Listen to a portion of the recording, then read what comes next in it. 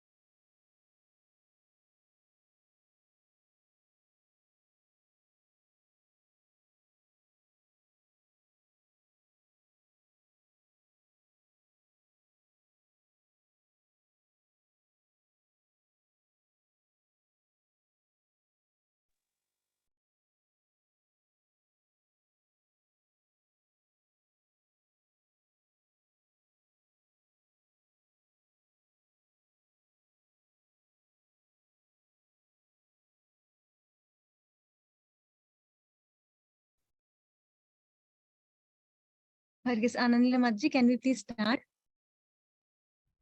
Yeah.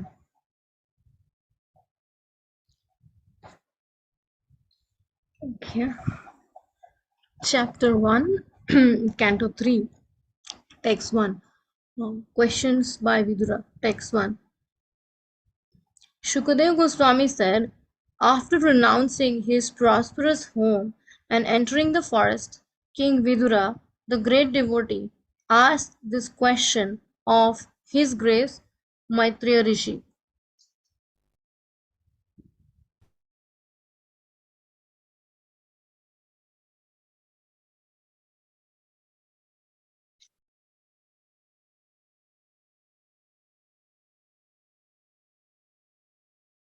His Grace Greet Krishna Prabhu, are you here? Yes, Mataji. Okay. What Could else you is please- there to say about the residential house of the Pandavas? Shri Krishna, the Lord of everything. Prabhuji, your mic is, I think, little far from you. Okay. What else is there? Is it okay now? Hello? Little better. What Yes, it's else a little is- better, Prabhuji. What else is there to say about the residential house of the Pandavas? Shri Krishna, the Lord of everything, acted as your minister. He used to enter that house as if it were his own, and he did not take any care of Duryodhana's house. The king asked Shukdev Goswami where and when did the meeting and discussion take place between Saint Vidura and his grace Maitreya Muni. Kindly oblige, my lord, and describe this to us.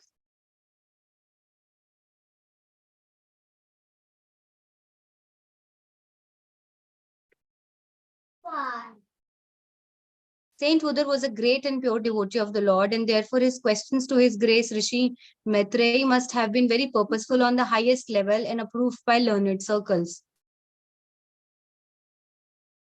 I'm sorry, Mataji, it's my turn, but I'm not able to find where we have to read and how.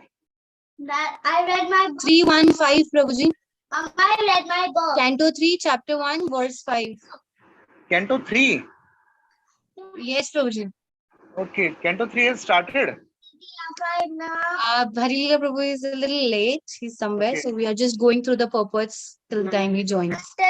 Sorry, I don't have right now that. So Radhakishore Prabhu can please take up. Sure, I will do it. Which one? Shri Sud Goswami said, the great sage Shukdev Goswami was highly experienced and was pleased with the king. Thus, being questioned by the king, he said to him, please hear the topics attentively.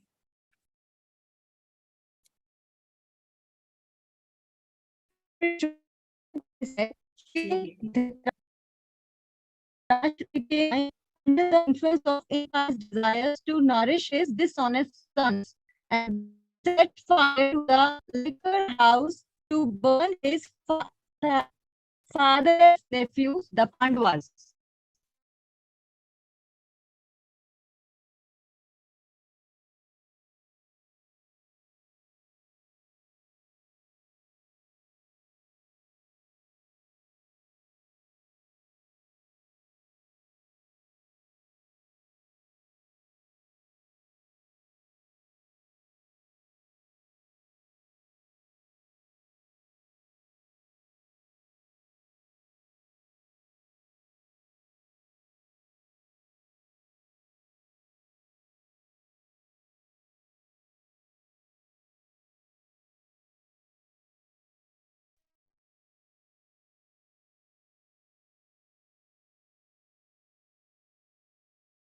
Rukmini Mataji, please unmute yourself. Yes, yes. Yes, ma'am. The king did not forbid his son Dushasana's abominable actions of grabbing the hair of Draupadi, the wife of the godly king Yudhishthira, even though her tears washed the red dust on her breast.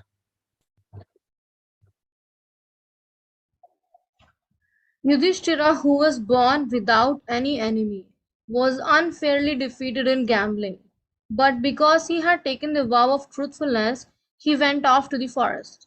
When he came back in due course and begged the return of his rightful share of the kingdom, he was refused by Dhritarashtra, who was overwhelmed by illusion. Krishna was sent by Arjuna into the assembly as the spiritual master of the whole world. And although his words are held by some like Bhishma as pure nectar, it was not so for the others, who were completely bereft of last farthing of the past words. The king, Dhritarashtra, and or Duryodhana did not take the words of Lord Krishna.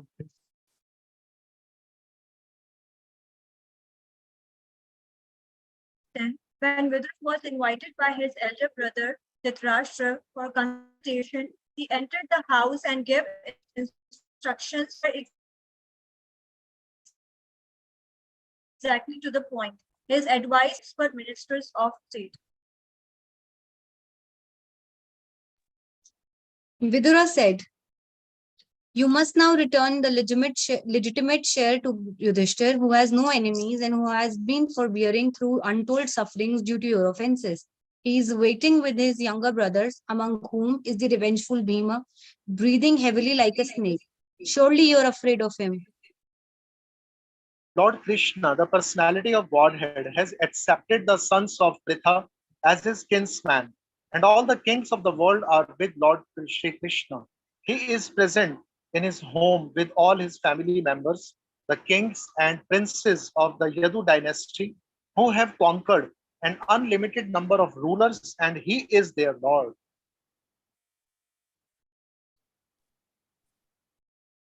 You are maintaining offense personified Duryodhana as infallible son.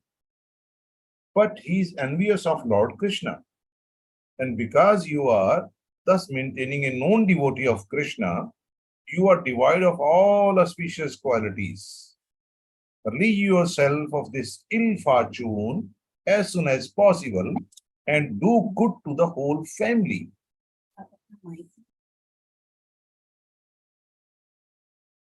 While speaking thus, Vidura, whose personal character was esteemed by respectable men, was insulted by Duryodhana, who was swollen with anger and whose lips were trembling. Duryodhana was in a company with Karna, his younger brothers, and his maternal uncle, Kuni. Krishna, there is no sound. Hare Krishna, there is no sound. Okay. Were you not able to hear? Am I audible now? Yes. Okay, shall I repeat? You were audible, Mataji. I Okay, have okay. heard, Mataji, I have Yes, heard. I have heard. Fine, fine. Thank you. Thank you.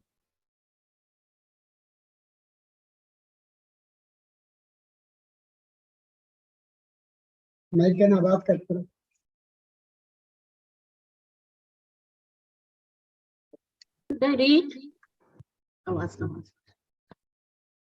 Who asked him to come here? This son of a kept mistress? He is so crooked that he spies in the interest of the enemy against those on whose support he was grown up. Toss him out of the palace immediately and leave him with only his breath. Thus being pierced by arrows through his ears and afflicted to the core of his heart, Vidura placed his bow on the door and quit his brother's palace. He was not sorry, for he considered the acts of the external energy to be supreme. By his piety, Vidura achieved the advantages of the past Kauravas. Hello. Hello? Hello? Is it not clear? Is it not audible? Hello? Audible, Prabhuji, audible. Audible. Okay. After leaving Hastinapur, He took shelter of many places of pilgrimage, which are the Lord's lotus feet. With a desire to gain a high order of past life, traveled to holy places. There are thousands of transcendental forms the Lord situated. He began to travel alone, thinking only of Krishna through various holy places like Ayodhya, Dwarka, and Mathura. He traveled where the air, hill, orchard, river, and lake are all pure and sinless, and where the forms of the unlimited decorate the temples. Thus he performed the pilgrim's progress. While so traversing the earth, he simply performed duties to please the Supreme Lord Hari. His occupation was pure and independent. He was constantly sanctified by taking his bath in holy places, although he was in dress of a mendicant and had no hair dressing nor a bed on which to lie. Thus he was always unseen by his various relatives. Thus, when he was in the land of Bharatvarsha, traveling to all the places of pilgrimage, he visited Prabhas Kshetra. At that time, Maharaj Yudhishthir was the emperor and held the world under one military strength and one flag.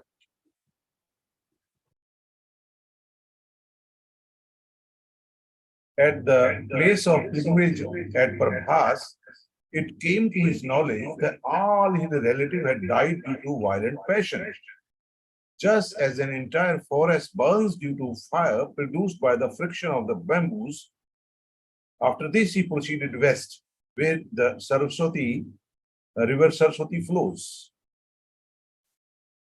On the bank of the river Saraswati, there were 11 places of pilgrimage, namely first Trita, Ushana, third Manu, fourth Prithu, fifth Agni, Asita, Vayu, Sudasa, Go, Guha, and Sradha Deva. Vidura visited all of them and duly performed rituals.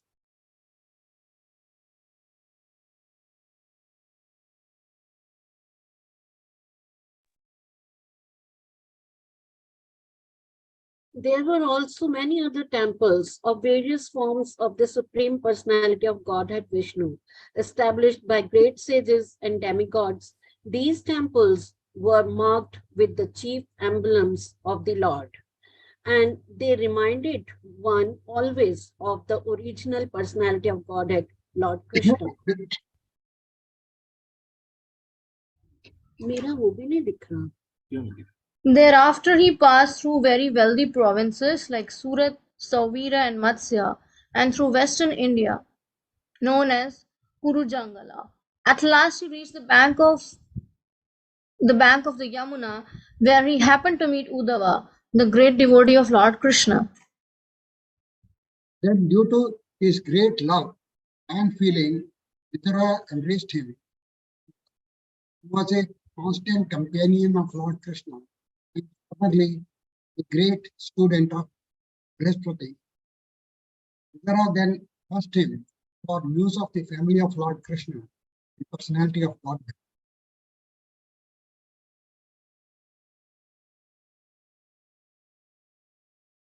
Please tell me whether the original personalities of Godhead incarnated themselves at the request of Brahma, who is born out of the lotus flower from the Lord, and who have increased the prosperity of the world by elevating everyone, are doing well in the house of Shurasena.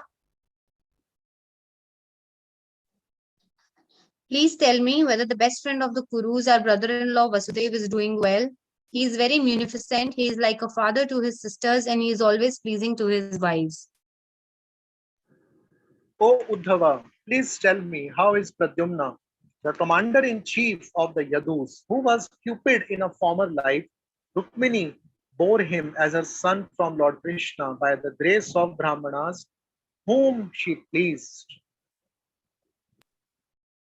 Oh, my friend, tell me whether Ugrasen, the king of the Shatvas, Vrishnis, Bhojas, and Darshahas, is now doing well.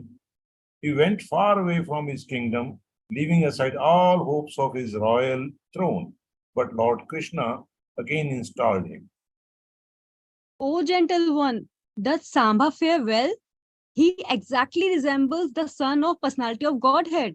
In a previous birth, he was born as Kartikeya in the womb of the wife of Lord Shiva. And now he has been born in the womb of Jambavati, the most enriched wife of Krishna.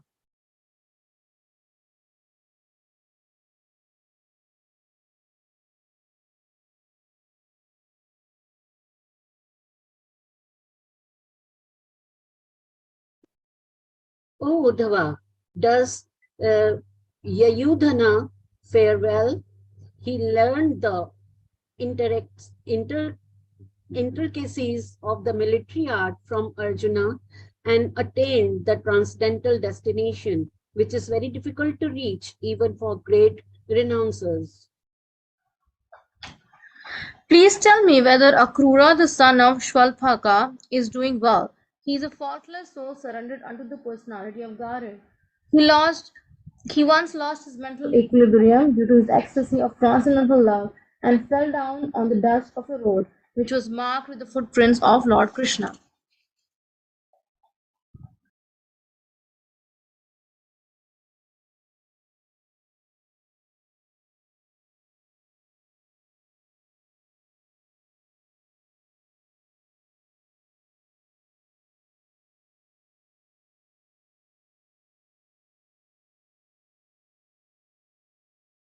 Gita Krishna Prabhu, it's your turn.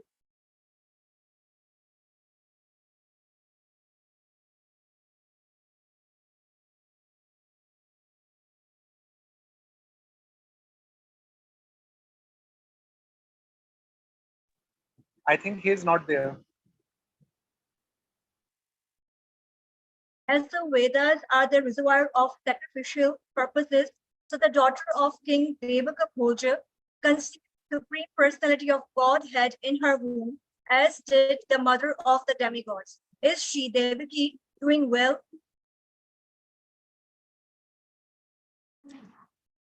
May I inquire whether Aniruddha is doing well? He is the fulfiller of all desires of pure devotees and has been considered from yore to be the cause of the Rig Veda, the creator of the mind and the fourth planetary expansion of Vishnu.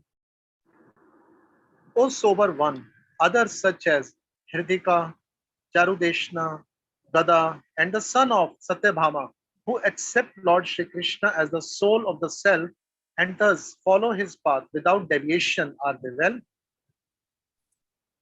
Also, let me inquire whether Major Register is now maintaining the kingdom according to the religious principles and with respect for the path of the religion. Formerly, Duryodhana was burning with envy because Yudhishthira was being protected by the arms of Krishna and Arjuna as if they were his own arms.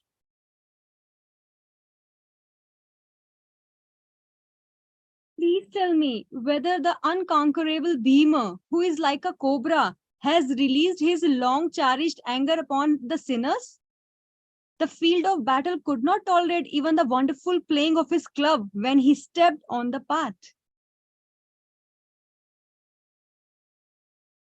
Please tell me whether Arjuna, whose bow bears the name Gandiva and who is always famous amongst the charioteer warriors for vanquishing his enemies, is doing well. He once satisfied Lord Shiva by covering him with arrows when Shiva came as an unidentified false hunter. Are the twin brothers who protected by the brothers doing well? Just as the eye is always protected by the eyelid, they are protected by the sons of Pritha, who snatched back the rightful kingdom from the hands of their enemy Duryodhana, just as Garuda snatched nectar from the mouth of Indra, the thunderbolt carrier. O my lord, is Pritha still living? She lived only for the sake of her fatherless children.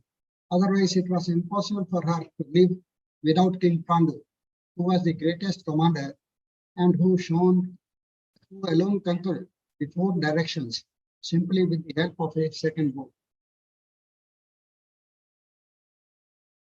Gentle one, I simply lament for thee, Dhritarashtra, who rebelled against his brother after death. By him I was driven out of my own house, although I am his sincere well-wisher, because he accepted the line of action adopted by his own sons. I am not astonished at this, having traveled over the world without being seen by others. The activities of personality of Godhead, which are like those of a man in this mortal world, are bewildering to others. But I know of his greatness by his grace, and thus I am happy in all respects. Despite his being the Lord and being always willing to relieve the distress of sufferers, he, Krishna, refrained from killing the Kurus, although they committed all sorts of sins, and although he saw other kings constantly agitating the earth by their strong military movements carried out under the dictation of three kinds of false pride.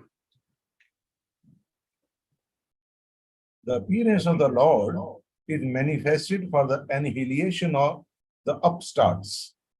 His activities are transcendental and are enacted for the understanding of all persons. Otherwise, since the Lord is transcendental to all material modes, what purpose could he serve by coming to earth? O my friend, please therefore chant the glories of the Lord, who is meant to be glorified in the places of pilgrimage. He is unborn, and yet he appears by his causeless mercy upon the surrendered rulers of all parts of the universe. Only for their interest did he appear in the family of his unalloyed devotees, the Yadus. Now we can start reading translation of the first verse.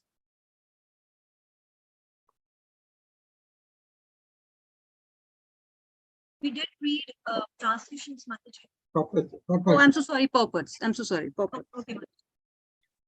Translation is over. Hare Krishna.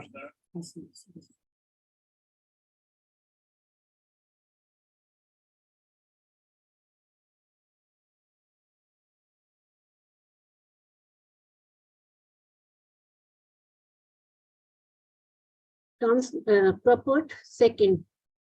According to the Gaudiya Achintya Bheda Bheda Tattva philosophy, anything which satisfies the senses of the Supreme Lord Shri Krishna is also Shri Krishna. For example, Shri Vrindavan Dham is non-different from Shri Krishna, Tadadhama Vrindavanam, because at Vrindavan, the Lord enjoys the transcendental bliss of his internal potency. Similarly, the house of the Pandavas was also the source of transcendental bliss for the Lord. It is mentioned here that the Lord identified the house with his own self, should not have given up that place of transcendental bliss. Therefore, the reason for his quitting the house was not exactly family misunderstanding. Rather, Vidura took the opportunity to meet Rishi Maitre and discuss transcendental knowledge. For a saintly person like Vidura, any disturbance due to worldly affairs is insignificant. Such disturbances, however, are sometimes favorable for higher realizations, and therefore Vidura took advantage of a family misunderstanding in order to meet Maitre Rishi.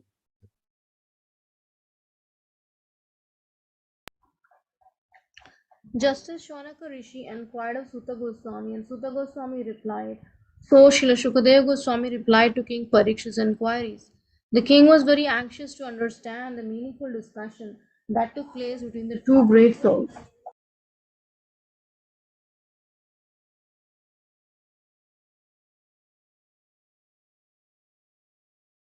Geet Krishna Prabhuji, please unmute.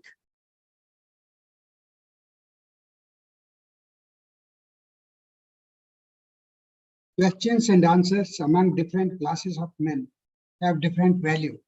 Inquiries by mercantile men in a business exchange cannot be expected to be highly purposeful in spiritual values. Questions and answers by different classes of men can be guessed by the caliber of the person concerned. In Bhagavad Gita, the discussion was between Lord Shri Krishna and Arjuna, the supreme person and the supreme devotee respectively. The Lord admitted still to be his devotee and friend. And therefore, any sane man can guess that the discussion was on the topic of Bhakti system. Actually, the whole Bhagavad Gita is based on the principle of Bhakti Yoga. There is a difference between karma and karma yoga. Karma is regulated action for the enjoyment of the truth by the performer. But the karma yoga is action based on bhakti or pleasing the Lord. Whereas karma is based on pleasing the senses of the performer himself. According to Srimad Bhagavatam, one is advised to approach a bona fide spiritual master when one is actually inclined to question from an elevated level of spiritual understanding. A common man who has no interest in spiritual value has no need to approach a spiritual master just as a matter of following fashion. As a student, Maharaj Parikshit was serious about learning the science of thought. Rishikesh Goswami was a bona fide spiritual master in the transcendental science. Both of them knew that the topics discussed by Vidar and Rishi Maitreya were elevated. Thus, Maharaj Parikshit was very interested in learning the spiritual master.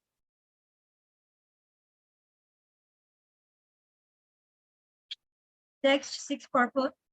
Dhritarashtra was blind from birth, but his blindness in committing impious activities to support his dishonest sons was a greater blindness than his physical lack of eyesight. The physical lack of sight does not bar one from spiritual progress, but when one is blind spiritually, even though physically fit, that blindness is dangerously detrimental to the progressive path of human life. Purport to Shloka 8.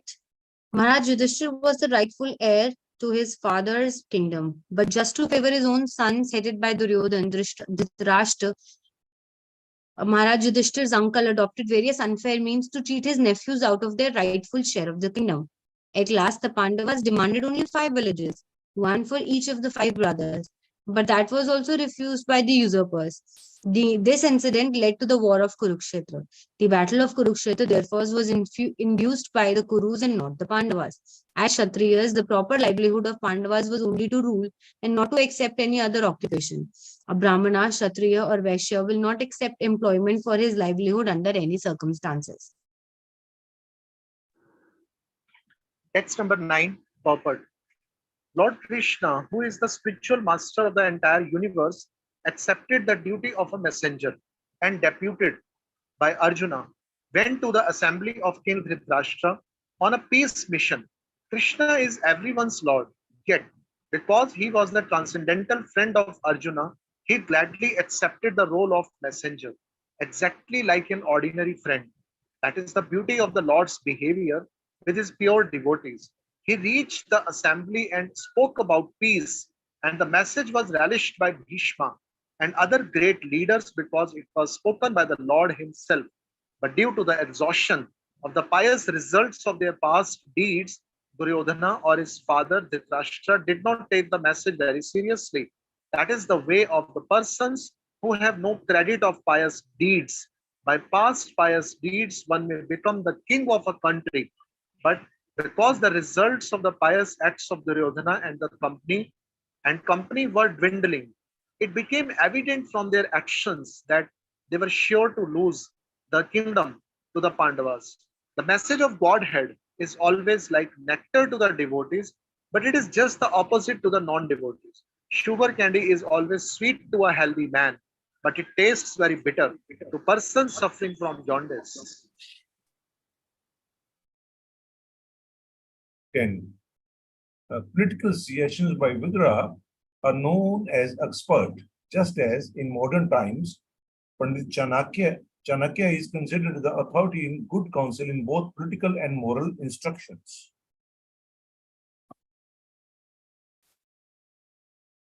Vidura gave Dhritarashtra very good counsel regarding political alliance with the sons of Pritha, the Pandavas. The first thing he said was that Lord Krishna was intimately related with them as their cousin.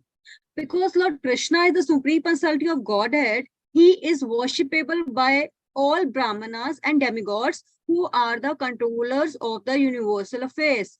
Beside that, Lord Krishna and his family members, the royal order of the Yadu dynasty, who are the conquerors of all kings of the world. The Kshatriyas used to fight the kings of various dominions and kidnap their beautiful princess daughters after conquering their relatives. This system was laudable because the Kshatriyas and the princesses would be married only on the basis of chivalry of the conquering Kshatriya. All the young princes of the Yadu dynasty married the daughters of the king of other kings in this way by chivalrous force, and thus they were conquerors of all kings of the world. Vidura wanted to impress upon his elder brother that fighting with the Pandavas was fraught with many dangers because they were supported by Lord Krishna, who had conquered even in his childhood demons like Kansa and Jarasan and demigods like Brahma and Indra. Therefore, all universal power was behind the Pandavas. A good son is called apatya, one who does not allow his father to fall down. The son can protect the father's soul when the father is dead by offering sacrifices to please the Supreme Lord Vishnu. This system is still prevalent in India. After the death of his father, a son goes to offer sacrifices at the lotus feet of Vishnu at Gaya, and thus delivers the father's soul if the father is fallen. But if the son is already an enemy of Vishnu, how in such an inimical mood can he offer sacrifices unto Lord Vishnu's lotus feet? Lord Krishna is directly the personality of Godhead. Vishnu and Duryodhana was inimical to him. He would therefore be unable to protect his father, Dhritarashtra, after his death. He himself was to fall down because of his faithlessness towards Vishnu. How then could he protect his father? Vidura advised Dhritarashtra to get rid of such an unworthy son as Duryodhana as soon as possible, if he was at all anxious to see to the good of his family. According to the moral instructions of Chanakya Pandit, what is the use of a son who is neither a learned man nor a devotee of the Lord? If a son is not a devotee of the Supreme Lord, he is just like blind eyes, a source of trouble. A physician may sometimes advise the extraction of such useless eyes from their sockets so that one can be relieved of the constant trouble. Duryodhan was exactly like blind, troubling eyes. He would be a source of great trouble to the family of Dhritarashtra, as foreseen by Vidura. Vidura therefore rightly advised his elder brother to get rid of this source of trouble. Dhritarashtra was wrongly maintaining such personified offense under the mistaken impression that Duryodhana was a good son, able to liberate his father. It is said that giving good counsel to a foolish person causes the fool to become angry, just as feeding milk to a snake only increases its venomous poison. Saint Vidura was so honorable that his character was looked up to by all respectable persons. But Duryodhana was so foolish that he dared to insult Vidura. This was due to his bad association with Shakuni, his maternal uncle, as well as with his friend Karna, who always encouraged Duryodhana in his nefarious acts. When getting married, the Kshatriya kings would take on several other youngful girls along with the married princess. These girl attendants of the king are known as dasis or attendant mistresses. By intimate association with the king, the Dasi would get sons. Such sons were called Dasi Putras. They had no claim to a royal position. They would get maintenance and other facilities, just like princes. Vidura was the son of such a Dasi, and he was thus not counted among the Kshatriyas. King Dhritarashtra was very affectionate toward his younger Dasi Putra brother, Vidura. And Vidura was a great friend and philosophical advisor to Dhritarashtra. Duryodhana knew very well that Vidura was a great soul and well-wisher. But unfortunately, he used strong words to hurt his innocent uncle. Duryodhana not only attacked Vidura's birth, but also called him an infighter because he seemed to support the cause of Yudhishthira. When Duryodhana considered his enemy, whom Duryodhana considered his enemy, he desired that Vidura be immediately put out of the palace and deprived of all the possessions. If possible, he would have liked him, caned, till he was left with nothing but his breath. He charged that Vidura was a spy of the Pandavas because he advised King Dhritarashtra in their favor.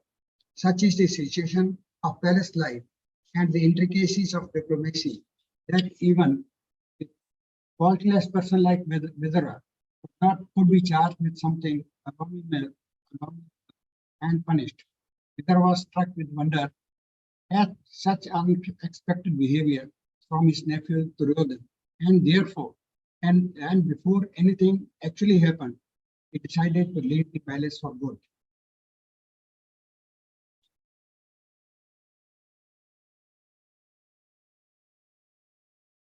The Lord is never perturbed by an awkward position created by the external energy of the Lord. In Bhagavad Gita 3.27, it is stated, Prakriti kriyamanani gunai karmani sarvashah ahankara vimuratma kartaham iti manyate. A conditioned soul is absorbed in material existence under the influence of different modes of external energy. Absorbed in the false ego, he thinks that he is doing everything by himself. The external energy of the Lord, the material nature, is fully under the control of Supreme Lord, and the conditioned soul is fully under the grip of the external energy. Therefore, the conditioned soul is fully under the control of the law of the Lord. But due to illusion only, he thinks himself independent in his activities. Duryodhana was acting under such influence of external nature by which he would be vanquished at the ultimate end. He could not accept the sound advice of Vidura, but on the contrary, he insulted that great soul who was a well-wisher of his whole family. Vidura could understand this because he was a pure devotee of the Lord. In spite of being very strongly insulted by Duryodhana's words, Vidura could see that Duryodhana, under the influence of Maya, the external energy, was making progress on the path toward his own ruination. He therefore considered the acts of the external energy to be supreme. Yet he also saw how the internal energy of the Lord helped him in that particular situation. A devotee is always in a renounced temperament because the worldly attractions can never satisfy him. Vidura was never attracted by the royal palace of his brother. He was always ready to leave the palace and devote himself completely to the transcendental loving service of the Lord. Now he got the opportunity by the grace of Duryodhana, and instead of being sorry at the strong words of insult, he thanked him from within because it gave him the chance to live alone in a holy place and fully engage in the devotional service of the Lord. The word Gata Vyatha, without being sorry, is significant here because Vidura was relieved from the tribulations which trouble every man entangled in material activities. He therefore thought that there was no need to defend his brother with his bow because his brother was meant for ruination. Thus he left the palace before Duryodhana could act. Maya, the supreme energy of the Lord, acted here both internally and externally. Vidur was undoubtedly a highly elevated and pious soul. Otherwise, he would not have taken his birth in the Kaurava family. To have high parentage, to possess wealth, to be highly learned, and to have great personal beauty are all due to past pious acts. But such pious possessions are not sufficient for obtaining the grace of the Lord and being engaged in his transcendental loving service. Vidur considered himself less pious and therefore he decided to travel to all the great places of pilgrimage in the world in order to achieve greater piety and advance nearer to the Lord. At that, at that time, Lord Krishna was personally present in the world and Vidur could have at once approached him directly. But he did not do so because he was not sufficiently freed from sin. One cannot be 100% devoted to the Lord unless and until he is completely free from all effects of sin.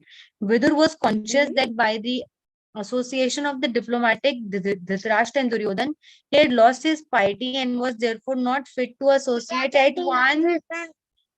once with the Lord. In Bhagavad Gita, this is confirmed in the following verse: Yesham tab antagatam papam jnanam punya karmanam te dvandva moha nirmukta bhajante mam dridhavrata. Person who are sinful asuras like Kamsa and Jarasan cannot think of Lord Krishna as supreme personality of Godhead, the absolute truth. Only those who are pure devotees. Wait. Only those who are pure devotees, those who follow the regulative principles of religious life as prescribed in the scriptures, are able to engage themselves in Karma Yoga and then Jnana Yoga, and thereafter by pure meditation can understand pure consciousness. When God consciousness is developed, one can take advantage of the association of pure devotees. Shan Mahat Sevaya Vipraha Punya Tirtha Nishevanat. One is able to associate with Lord even during the existence of this life. Places of pilgrimages are meant for eradicating the sins of pilgrims, and they are distributed all over the universe just to give facility to all concerned for attaining pure existence and God realization. One should not be satisfied, however, merely by visiting the places of pilgrimage and performing one's prescribed duties. He should be eager to meet the great souls who are already there, engaged in the service of the Lord. In each and every place of pilgrimage, the Lord is present in his various transcendental forms. These forms are called Archamurtis or forms of the Lord, which can be easily appreciated by the common man. The Lord is transcendental to our mundane senses. He cannot be seen with our present eyes, nor can he be heard with our present ears. To the degree that we have entered into the service of the Lord, or the portion to which our lives are freed from sins, we can perceive the Lord. But even though we are not free from sins, the Lord is kind enough to allow us the facility of seeing him in his Archamurtis in the temple. The Lord is all powerful, and therefore he is able to accept our service by presentation of his Archa form. No one therefore should foolishly think that Archa in the temple to be an idol. Such an Archa Murti is not an idol, but the Lord himself. And to the proportion to which one is free from sins, he is able to know the significance of that Archa Murti. The guidance of a pure devotee is therefore always required. In the land of Bharatvarsha, there are many hundreds and thousands of places of pilgrimage distributed all over the country. By traditional practice, the common man visits such holy places during all seasons of the year. Some of the arch representations of the Lord situated in different places of pilgrimage are mentioned herewith. The Lord is present at Mathura. The birthplace of Lord Krishna is Adi Keshava. The Lord is present at Puri, Orissa as Lord Jagannath, also known as Purushottam. He is present at Allahabad, Prayag as Bindu Madhava, and Mandara Hill, he is present as Madhusudan. In the Anandaranya, he is known as Vasudev, Padmanabh, and Janardhan. At Vishnu Kanchi, he is known as Vishnu, and at Mayapur, he is known as Hari. There are millions and billions of such Archa forms of Lord distributed all over the universe. All these Archa Murtis are summarized in Chaitanya Charitamrita in the following word: Sarvatra Prakash Tantra Bhakte Sukhadite Jagatera Adharma Nashi Adharma Sthapite.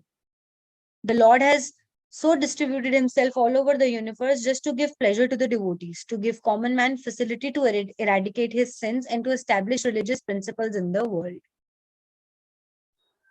Text number 18, purport.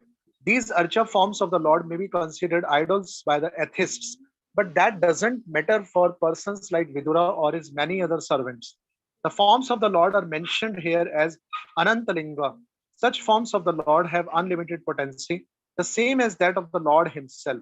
There is no difference between the potencies of the archa and those of the personal forms of the Lord. The example of the post box and post office may be applied here. The little post boxes distributed all over the city have the same potency as the postal system in general. The duty of the post office is to carry letters from one place to another. If one puts letters in post boxes authorized by the general post office, the function of carrying letters is performed without a doubt. Similarly, the Archamurti can also deliver the same unlimited potency of the Lord as when he is personally present. Vidura therefore could see nothing but Krishna in different archa forms, and ultimately he was able to realize Krishna alone and nothing else.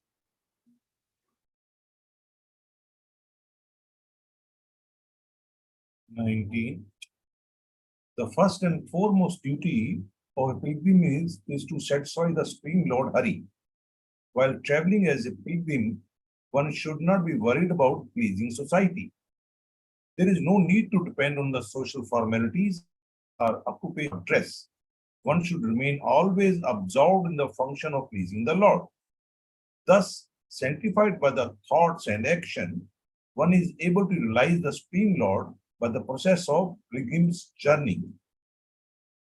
More than 5,000 years ago, while Saint Vidura was traveling the earth as a pilgrim, India was known as Bharatvarsha, as it is known even today. The history of the world cannot give any systematic account for more than 3,000 years into the past, but before that, the whole world was under the flag and military strength of Maharaj Yudhishthir, who was the emperor of the world. At present, there are hundreds and thousands of flags flapping in the United Nations. But during the time of Vidura, there was, by the grace of Ajita, Lord Krishna, only one flag. The nations of the world are very eager to again have one state under one flag. But for this, they must seek the favor of Lord Krishna, who alone can help us become one worldwide nation. Both the Kauravas and the Yadavas were relatives of Vidur, and Vidura heard of their extinction due to fratricide war. The comparison of the friction of forest bamboos to that of passionate human societies is appropriate. The whole world is compared to a forest. At any moment, there may be a flare up of fire in the forest due to friction. No one goes to the forest to set it on fire, but due only to friction between bamboos, fire takes place and burns an entire forest. Similarly, in the greater forest of worldly transaction, the fire of war takes place because of the violent passion of the conditioned souls, illusioned by the external energy. Such a worldly fire can be extinguished only by the water of the mercy cloud of saints, just as a forest fire can be extinguished only by rains falling from a cloud.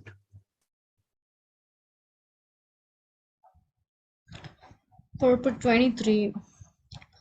Human society is divided into 4 social orders of life and 4 spiritual divisions, applying to each and every individual person. This system is called Varnashrama Dharma and has already been discussed in many places in this great literature. The sages are persons who completely devoted themselves to the spiritual upliftment of the entire human society, were known as Dvijadeva, the best among us, the thrice born. The denizens of superior planets, from the moon planet and upwards, were known as Devas.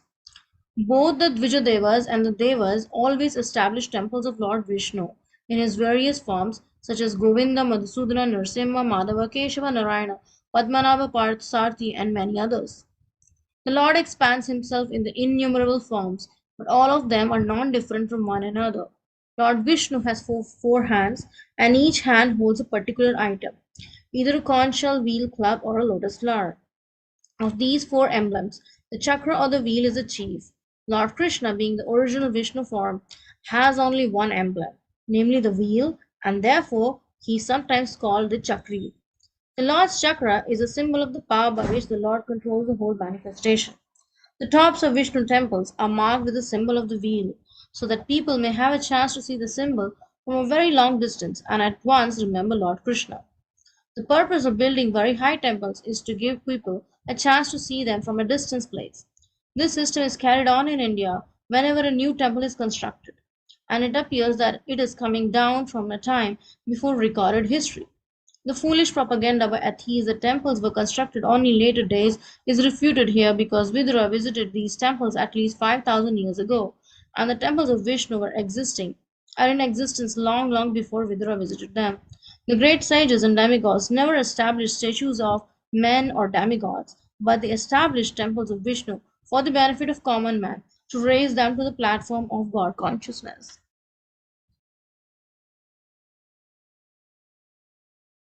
Tract of land comprising about 100 square miles from modern Delhi to the Mathura district in Uttar Pradesh, including a portion of the Gurgaon district in Punjab, East India, is considered to be the topmost place of pilgrimage in all of India.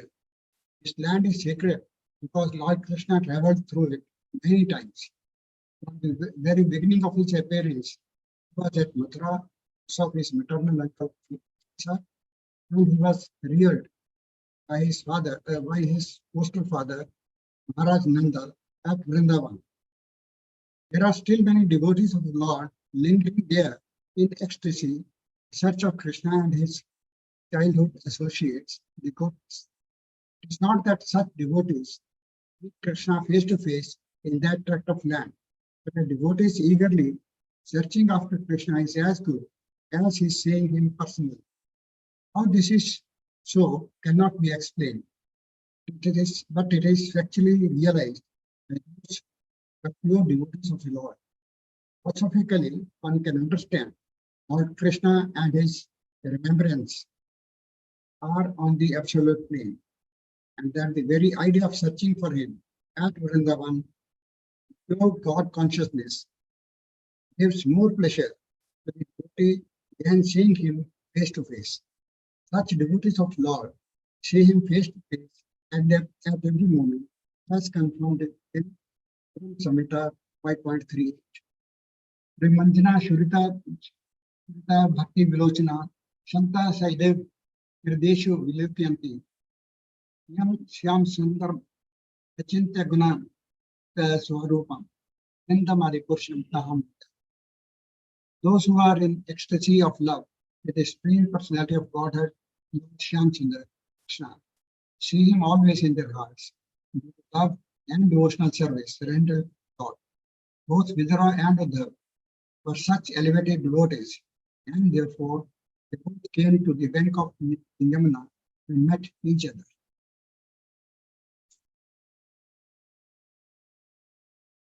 Vidura was older than Uddhava like a father, and therefore when the two met, Uddhava bowed down before Vidura, and Vidura embraced him because Uddhava was younger like a son. Vidura's brother Pandu was Lord Krishna's uncle, and Uddhava was a cousin to Lord Krishna. According to social custom, therefore Vidura was to be respected by Uddhava on the level of his father. Uddhava was a great scholar in logic, and he was known to be a son or disciple of Brihaspati, the gently learned priest and spiritual master of the demigods. Vidura asked Uddhava about the welfare of his relatives, although he already knew that they were no longer in the world. This inquiry appears to be very queer, but Srila Jiva Goswami states that the news was shocking to Vidura, who therefore inquired again due to great curiosity. Thus, his inquiry was psychological and not practical.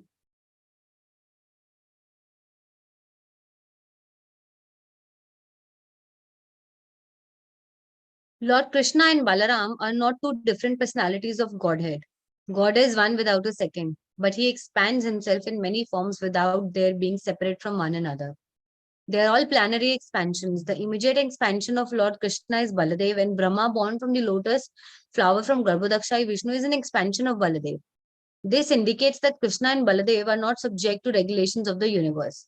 On the contrary, the whole universe is under their subjugation. They appeared at the request of Brahma to liberate the burden of the world, and they relieved the world by many superhuman activities so that everyone became happy and prosperous.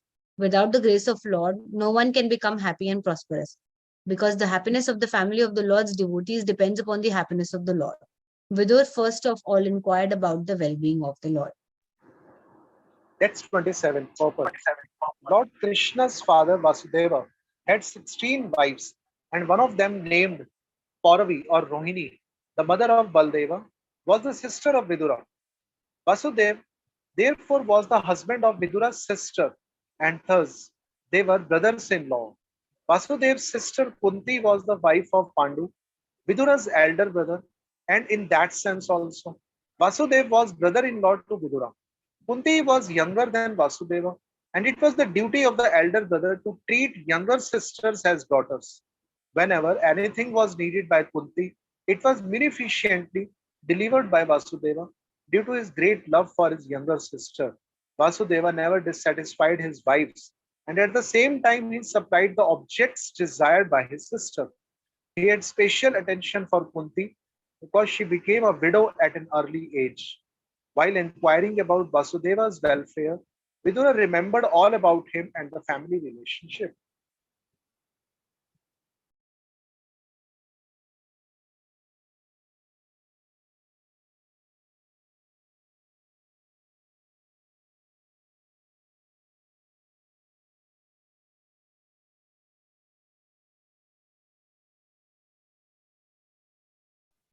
चलो अब बोलो, अब बोलो। Hare Krishna.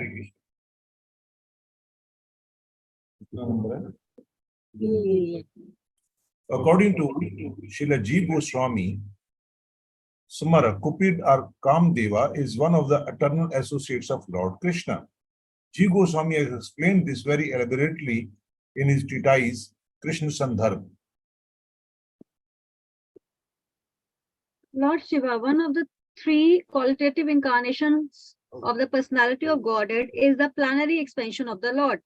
Kartikeya, born of him, is on the level of Pradyumna, another son of Lord Krishna. When Lord Shri Krishna descends into the material world, all his plenary portions also appear with him to exhibit different functions of the Lord.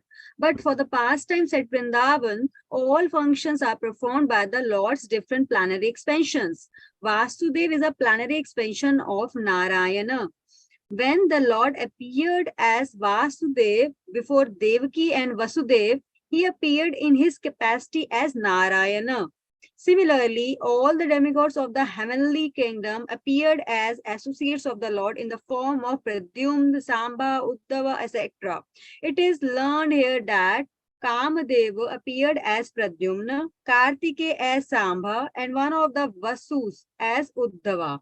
All of them served in their different capacities in order to enrich the pastime of Krishna. The destination of transcendence is to become the personal associate of the personality of Godhead, who is known as Adokshaja, he who is beyond the reach of these senses. The renouncers of the world, the sannyasis, give up all worldly connections, namely family, wife, children, friends, home, wealth, everything, to attain the transcendental bliss of Balaram, Brahman happiness. But Adhokshaja happiness is beyond Brahman happiness. The empiric philosophers enjoy a transcendental quality of bliss by philosophical speculation on the supreme truth.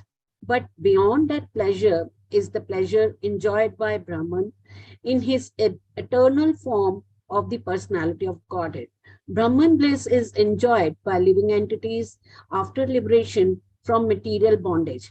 But Parabrahman, the personality of Godhead, enjoys eternally a bliss of his own potency, which is called the Ahladini potency.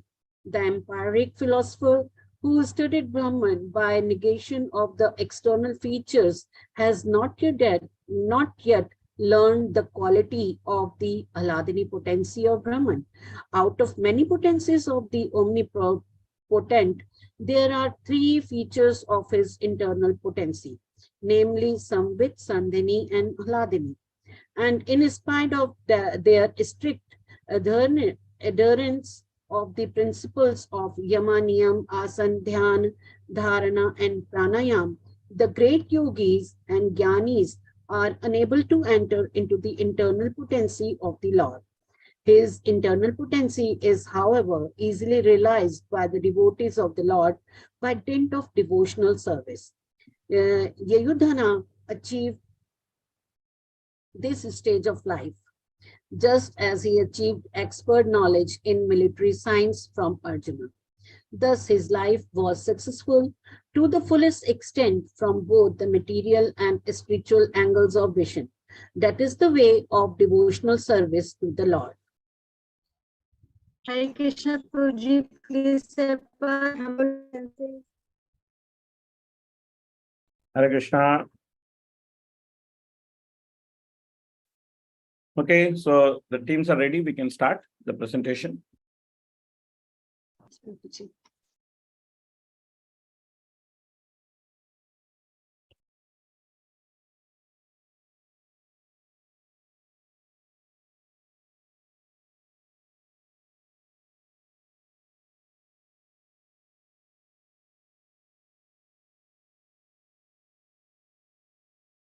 Her Grace Anandila Mataji will represent a group number 1.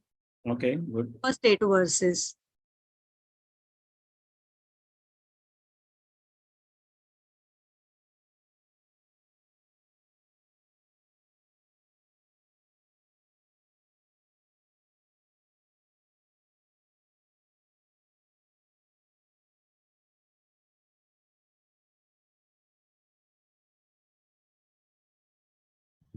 Oh, can you tell me? I have it in Word doc. How do I share it? Like, do I have the sharing rights? So, oh, okay, I got it.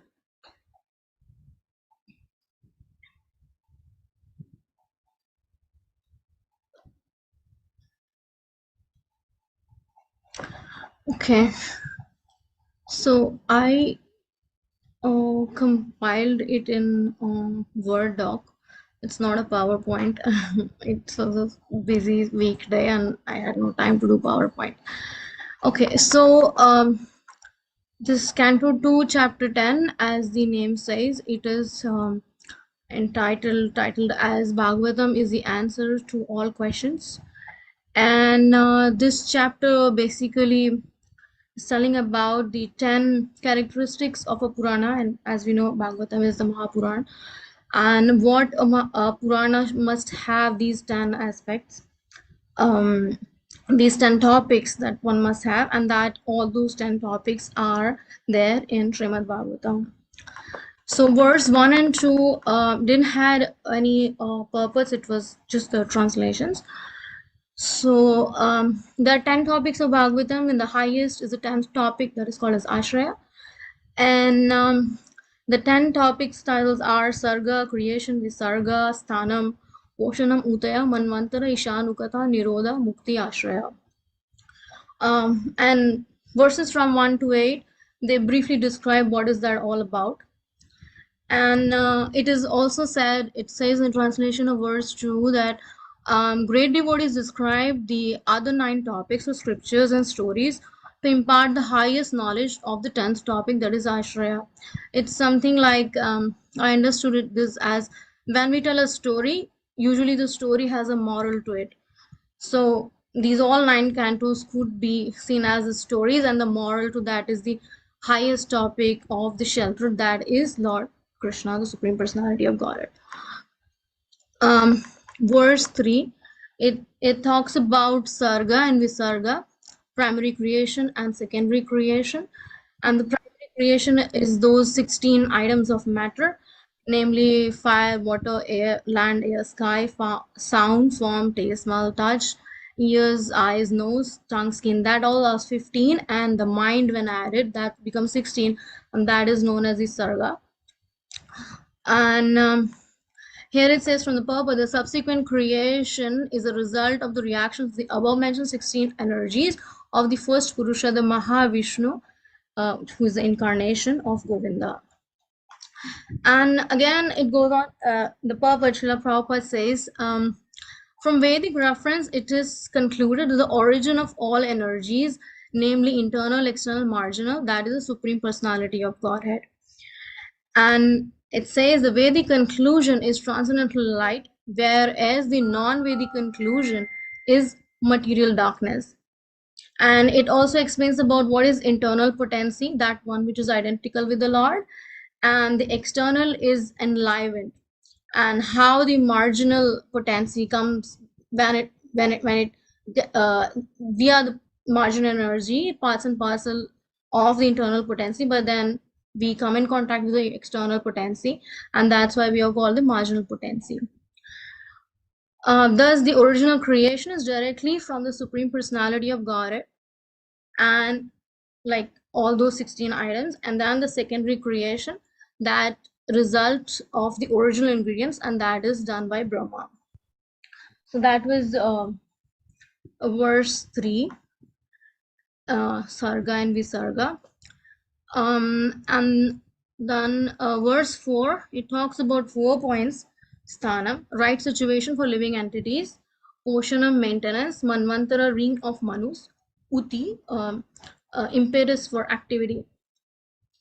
And here in the purport, it mentions about how there are different lokas, and the conditioned souls travel from space, from one planet to another, in different lifetimes, and the only means to attain the eternal life back home, back to Godhead, is to get out of this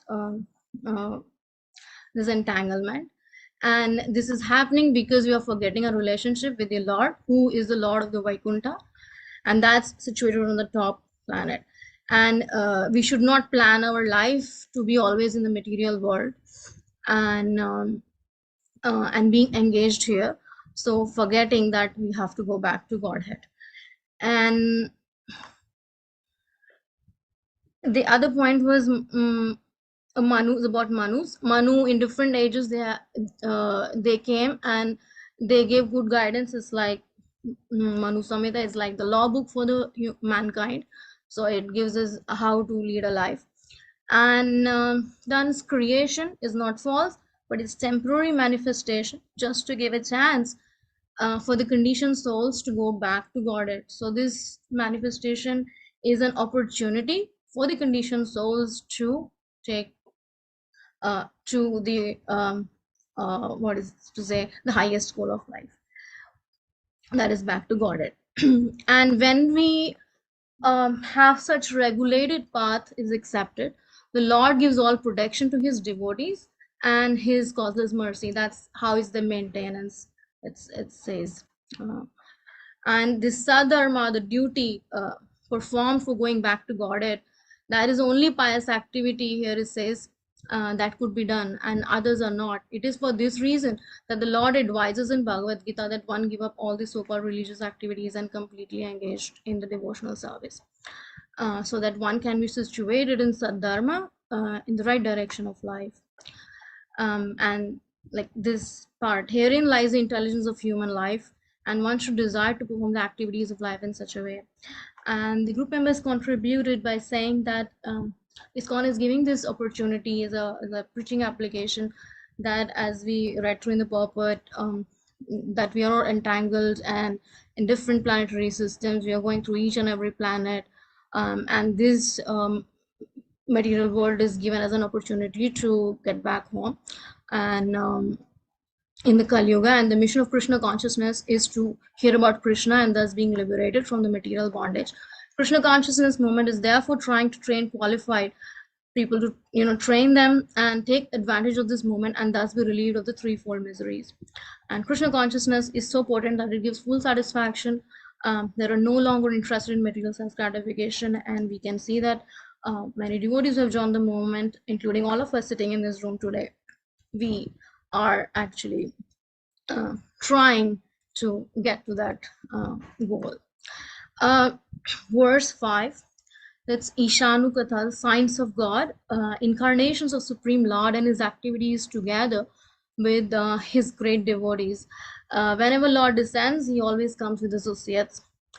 Here it says that it's again mentioned that the material creation is created for the salvation of the conditioned souls. The merciful Lord, out of his causeless mercy, descends to various planets in the material world and acts for the salvation of the conditioned souls. That makes the history and narrations worth reading. Srimad Bhagavatam offers such transcendental topics of the Lord in relationship with great devotees. So as we can see, we know that Bhagavatam, all the cantos, it's not just about Krishna.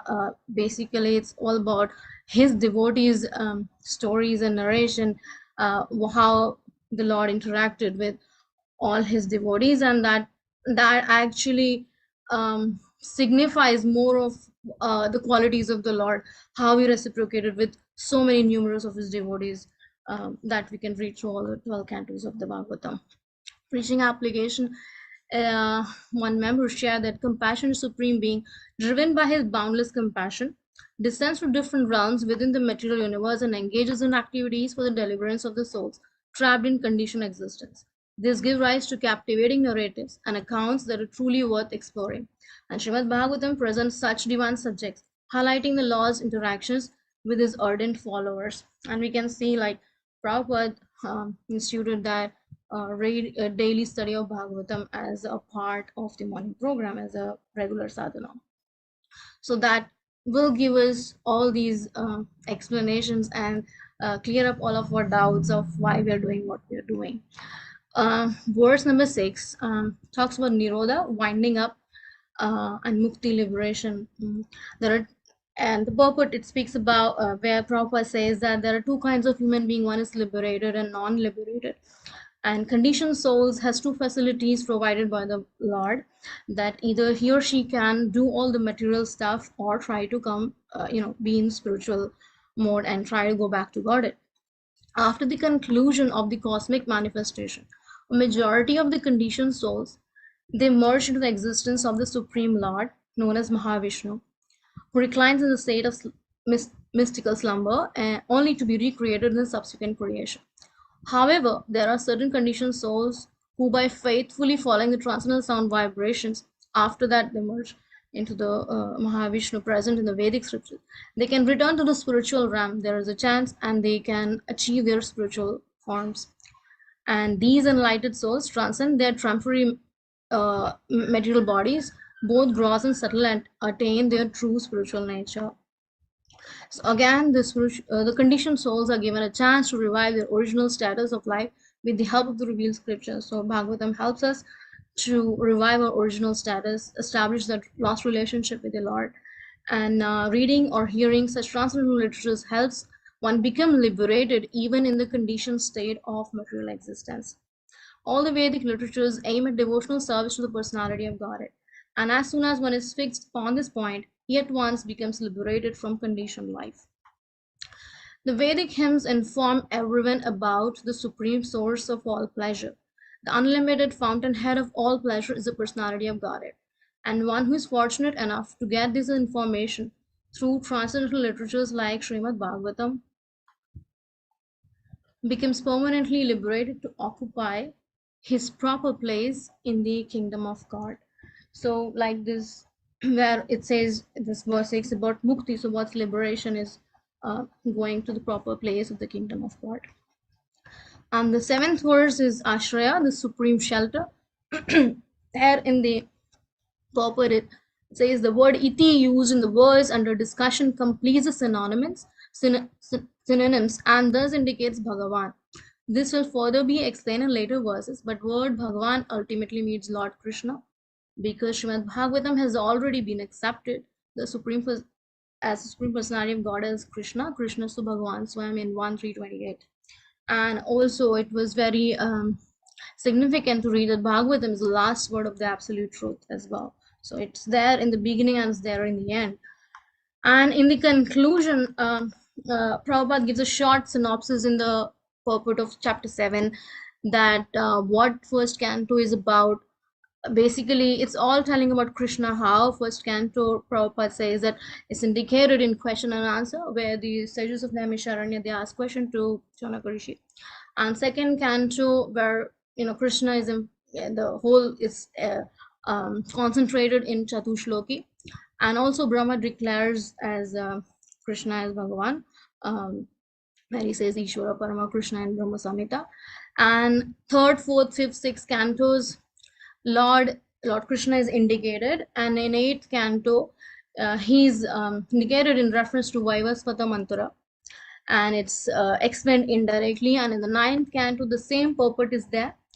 And Srila Prabhupada says that in the 10th and 11th cantos, the complete subject matter is elaborately explained. And the 12th canto is about different incarnations of the Lord.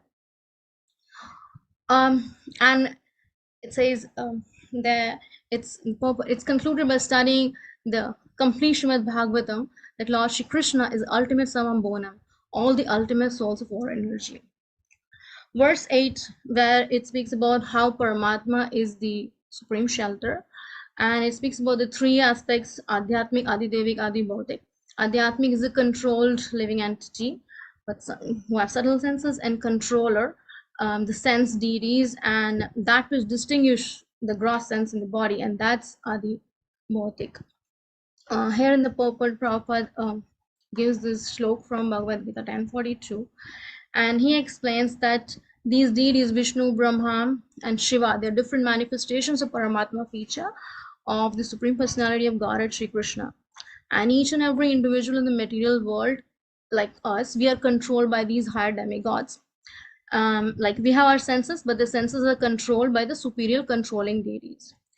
And all the senses we have are controlled by superior demigods. And the control living entity is called the Adhyatmic, and the controller is the Adidevi. All these positions in the material world, they are due to different fruitive activities. That is something very important to know. And the sun god and the individual person who are related as a controller and the control, like we are being controlled by the higher demigods. We are all the same spiritual parts and parcels of the supreme being, but it is supreme being who places different parts and parcels in different positions. And in the last Prabhupada writes in the purport, thus the conclusion is that the supreme person is a shelter of all. So all these 8 verses basically take us through in different aspects, different ways. It's just short synopsis, and the detail will come in the coming cantos and chapters, how this all is there.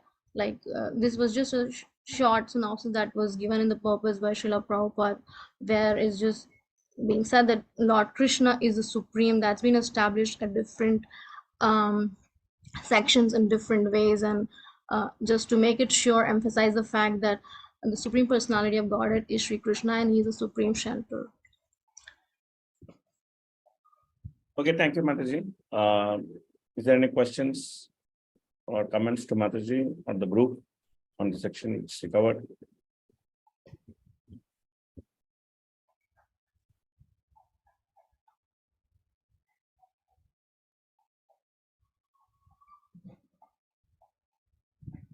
Okay, I think more or less all points are covered. The only thing which I wanted to explain was in the last verse, in the 8th verse, there is some description of the adibhautic body as Annamaya Rasa. So, share the screen. Yeah, where Prabhupada is saying that how we are dependent on, like if we don't eat, then it immediately issues. Yeah. That's the only technical part which is there in that. So that which distinguishes the controller and the controlled, that is the material body, is called Adibhautik Purusha. The body is sometimes called as Purusha, as confirmed in the Vedas in following the hymn, Sayeva Purusha Annarasamayaha. The body is called Annarasa embodiment because this body is dependent on food. So that's the difference between Krishna's body and our body, or the spiritual body and the material body. The spiritual body is not dependent on food, but the material body is dependent on food. Therefore, material body is temporary and the spiritual body is not temporary. Because the moment it loses the ability to process food, then the body has to start dwindling to the extent it loses the ability to process food. And then ultimately, then when it has no ability to process food, then the person becomes dead. It's called as dead body. So therefore, this body is called as Annarasa. It's called as Annarasa because this body is simply made of food. So the same thing is explained in 3rd chapter of Bhagavad Gita also. Annad bhavanti bhutani is explained. So just that one small point. explain because it's a little bit of a technical point there. Okay, thank you. Next group.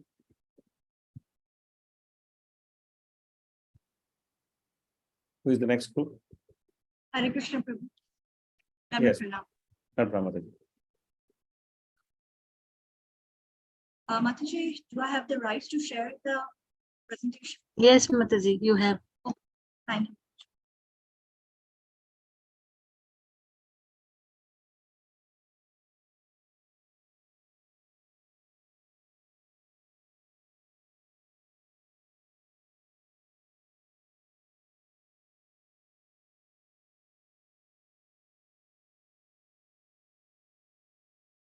Yes, Prabhu. So our group was given the task to explain the universal form from the prophets, Canto 2, chapter 10, from verse 9 to 22.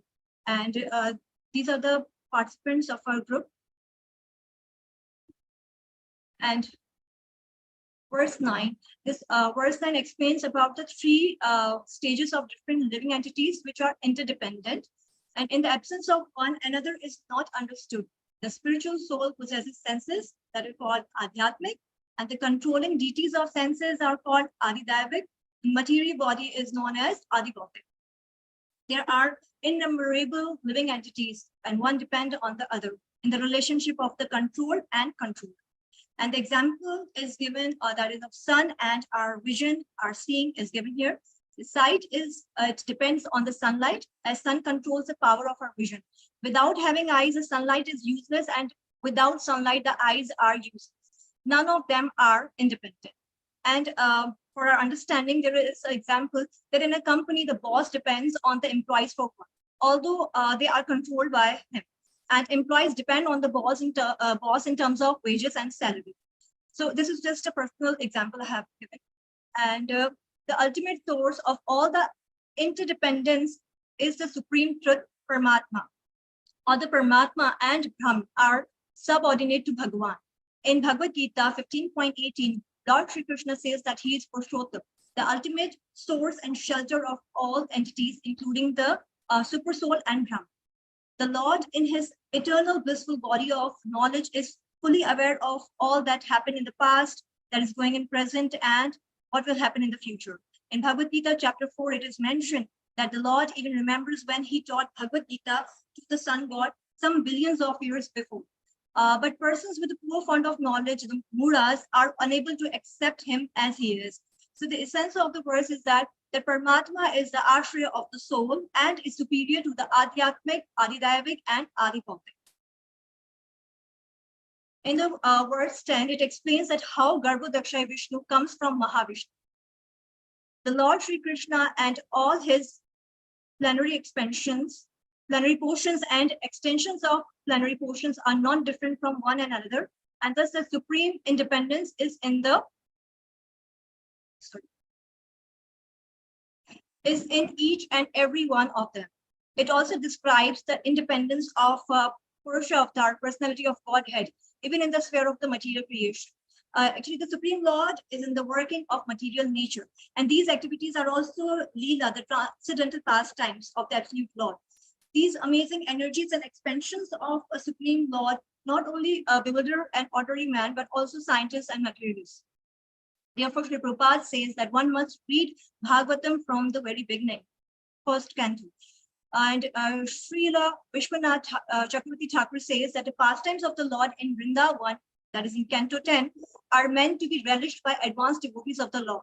Neophyte devotees will misunderstand such supreme transcendental activities of the Lord, and therefore the Lord's pastime in the material sphere related to creation, maintenance, and destruction are very relishable by the Prakrita or mundane devotees of the Lord. Supreme Personality of Godhead is a lawmaker, as described in the Bhagavad Gita 9.10, the direction of the Lord upon the material nature. And here it says that the material nature, full of physical laws, is one of Supreme Lord's energies, different energies.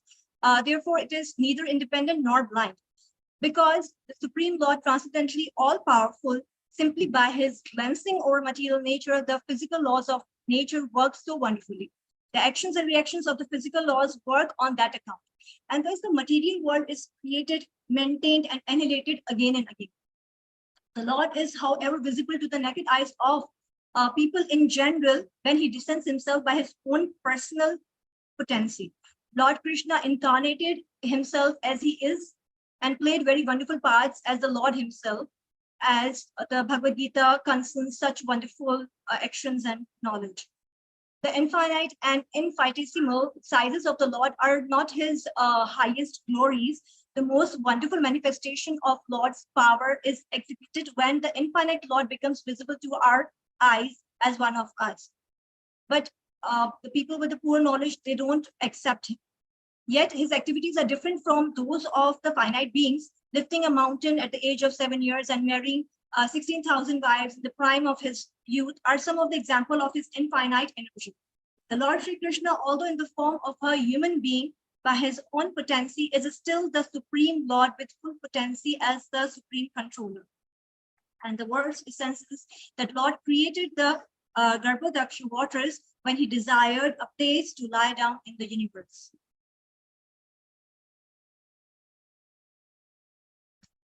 In verse 11, Supreme Lord is not impersonal. He is distinctively a nara or person. He created transcendental water and dwelled in those waters for many years. Therefore, he is called Narayan. Verse 12 says that it describes the supremacy of the Lord in the universal form.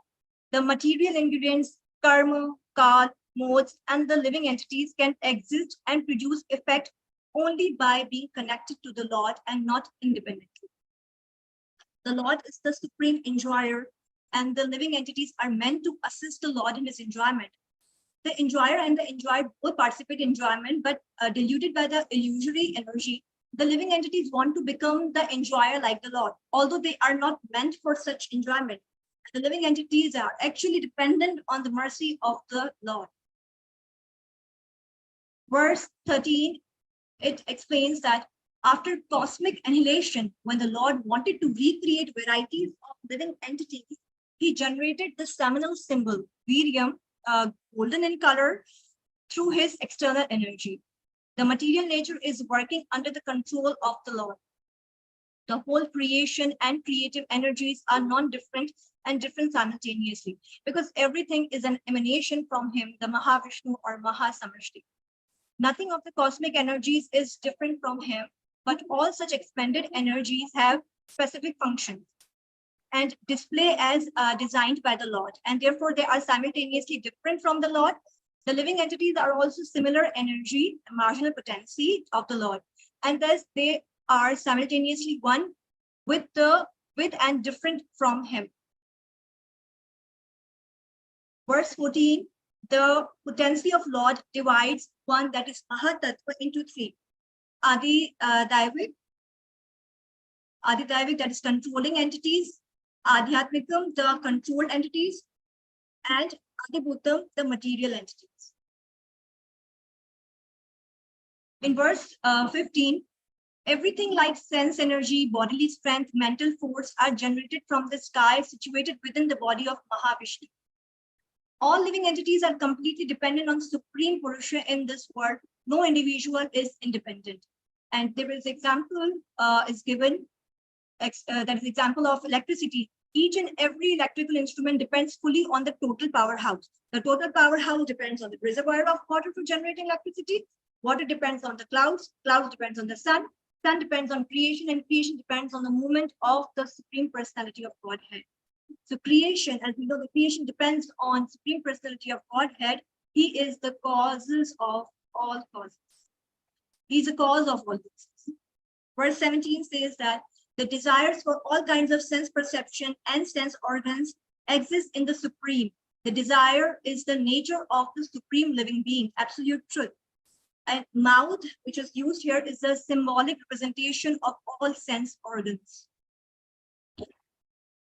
In 18, there is a gradual process of evolution of universal form given, and the controlling deities simultaneously develop when the senses develop, and like the mouth becomes a resting place for the tongue, which tastes all different juices, of which the controlling deity is Varuna. And in verse 19, development of the different senses is simultaneously supported by their controlling deities. Activities of the sense organs are controlled by the will of supreme, the controlling deities. The Lord gives a facility as per the desire of living being, but an irresponsible life of indiscrimination is risky, and that is the declaration of all scriptures. Senses are to be used properly under the control of the controlling deity. Otherwise, living entities has to be punished by degradation to a lower status of life. And the example of swine is given. In verse 20, everything is first desired by the supreme before the subordinate living entity can act upon. The idea is that the living entity can do nothing independently. Verse 12, this total creation is called tamas or darkness, and the night is the real feature of this universe. And when the Lord desired to see himself and creation as well as the eyes and sun god, the power of vision and object of sight manifested. Verse 12 explains that when great sages developed the desire to hear about the Lord, the ears, the controlling deity of hearing, and the objects of hearing manifested.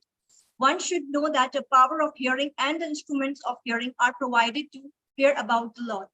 Knowledge does not mean the knowledge of the laws of nature or physical knowledge, which are working by the direction of the Lord. But actually, the knowledge means to hear about the Supreme Lord, about his pastimes. And the preaching application for these verses, for these 14 verses, are that we, as we have learned and understand from these verses, that Supreme Personality of Godhead is the ultimate source and shelter of all the living entities, including the Paramatma and Brahman. So therefore, one must engage all the senses in the service of the Supreme Personality of Godhead to please the Supreme Lord, satisfy the Supreme Lord. Okay, good. Any questions for this group? Or any comments towards this group?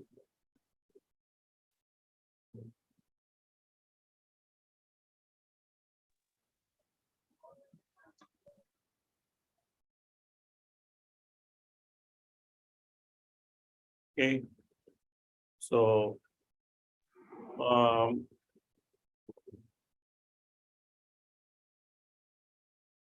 more or less all points are covered, but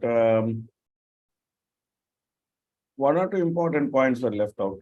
So I just tried to cover those points. So in verse 10, Prabhupada makes this point. The scientists explain the material function by technological terms in terms of material law, but such blind scientists forget the lawmaker. This is a very important preaching point because modern science is a big force today, and people are bewildered by the advancement of modern science and what modern science is able to do. And the modern science works based on various cosmic laws. But for the various cosmic laws, the moment there is a law, then there should be a lawmaker. So the scientists are denying the existence of the lawmaker. Rather conveniently, they are actually naming those laws on their own names. Like, for example, Einstein's law of relativity. Now, the simple question is, did Einstein create relativity? Einstein did not create relativity. Einstein simply studied that the relativity is existing, and then he gave a mathematical method to calculate the relativity. Newton's law of gravitation. Like, were apples flying up before Newton actually told that apples are coming down due to gravity? No. Before Newton, for time immemorial, apple has been falling down only. But Newton actually calculated the speed at which the apple will fall down, and he gave some value to gravitational pull as G is equal to 9.81. So he is not the owner of gravitational law. But modern science, by actually giving the names of scientists to these laws, actually creates an illusion as if these scientists are the owners of these laws and there is no God. Now, it's a very simple thing. There's a big businessman who is running the business. And then there is an accountant who is calculating how much profit he is making. Now, just because the accountant has calculated how much profit the businessman has made, does the profit belong to the accountant? Obviously not. the profit belongs to the businessman. The accountant has just done calculation. So all these scientists are at the best, they can be called as Krishna's accountants. They are actually calculating various things which Krishna has created. But that calculation, that's they're calculating, that doesn't become big, that doesn't make that whatever they have actually calculated, it belongs to them. But modern science, because they want to actually give a godless explanation to creation, very cleverly, they have actually given the name of all these calculations and these laws to the person who actually found out the calculation. So this is the greatest cheating of modern science. So my friend, one of my college mates, is a big atheist. And I met him once in our college alumni meet. And I am Hare Krishna, he is atheist. So naturally, both of us got into conversation. It's like two opposite poles attract each other. So both of us got into conversation. And both of us are engineers. So he said, can you prove me there is God? I said, forget proof of God or not. Forget all those things. I asked him the same question. Do you accept Einstein's law of relativity? He said, yeah, I accept Einstein's law of relativity. What is that? This is science. I accept it, he said. Then I asked him this question. Did Einstein create relativity? He said, no, Einstein didn't create relativity. Then I asked him, who created relativity? He said, it naturally exists. That was his answer. He said, it naturally exists. So then I asked him, who made it to naturally exist? Then he said, I don't know. So that's the difference between you, atheist, and me, believer. You don't know who created this, who made it naturally exist. I know who made it naturally exist. And I call that person who made it naturally exist as God. Is there something wrong with that? Then he couldn't answer much. Then he was keeping quiet.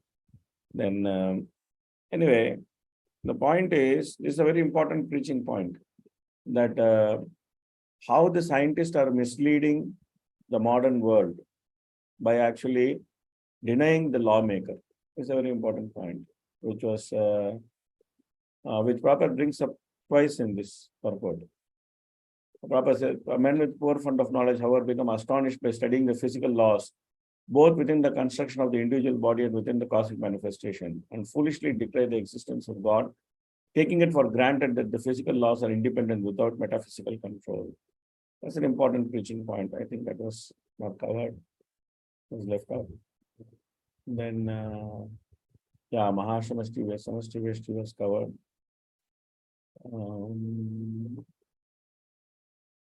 Then, yes, this example is covered. Okay.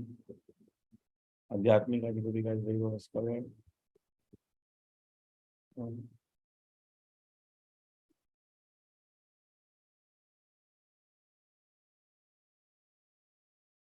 Okay, this was covered.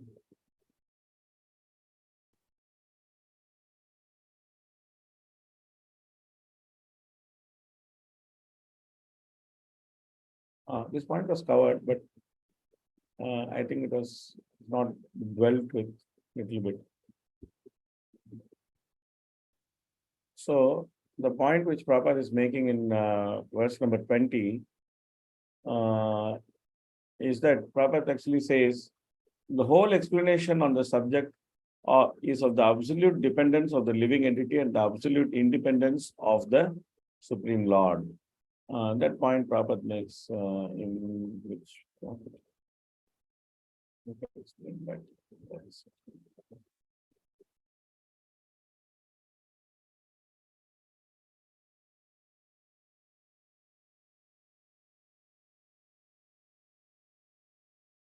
Yes, it is in 9.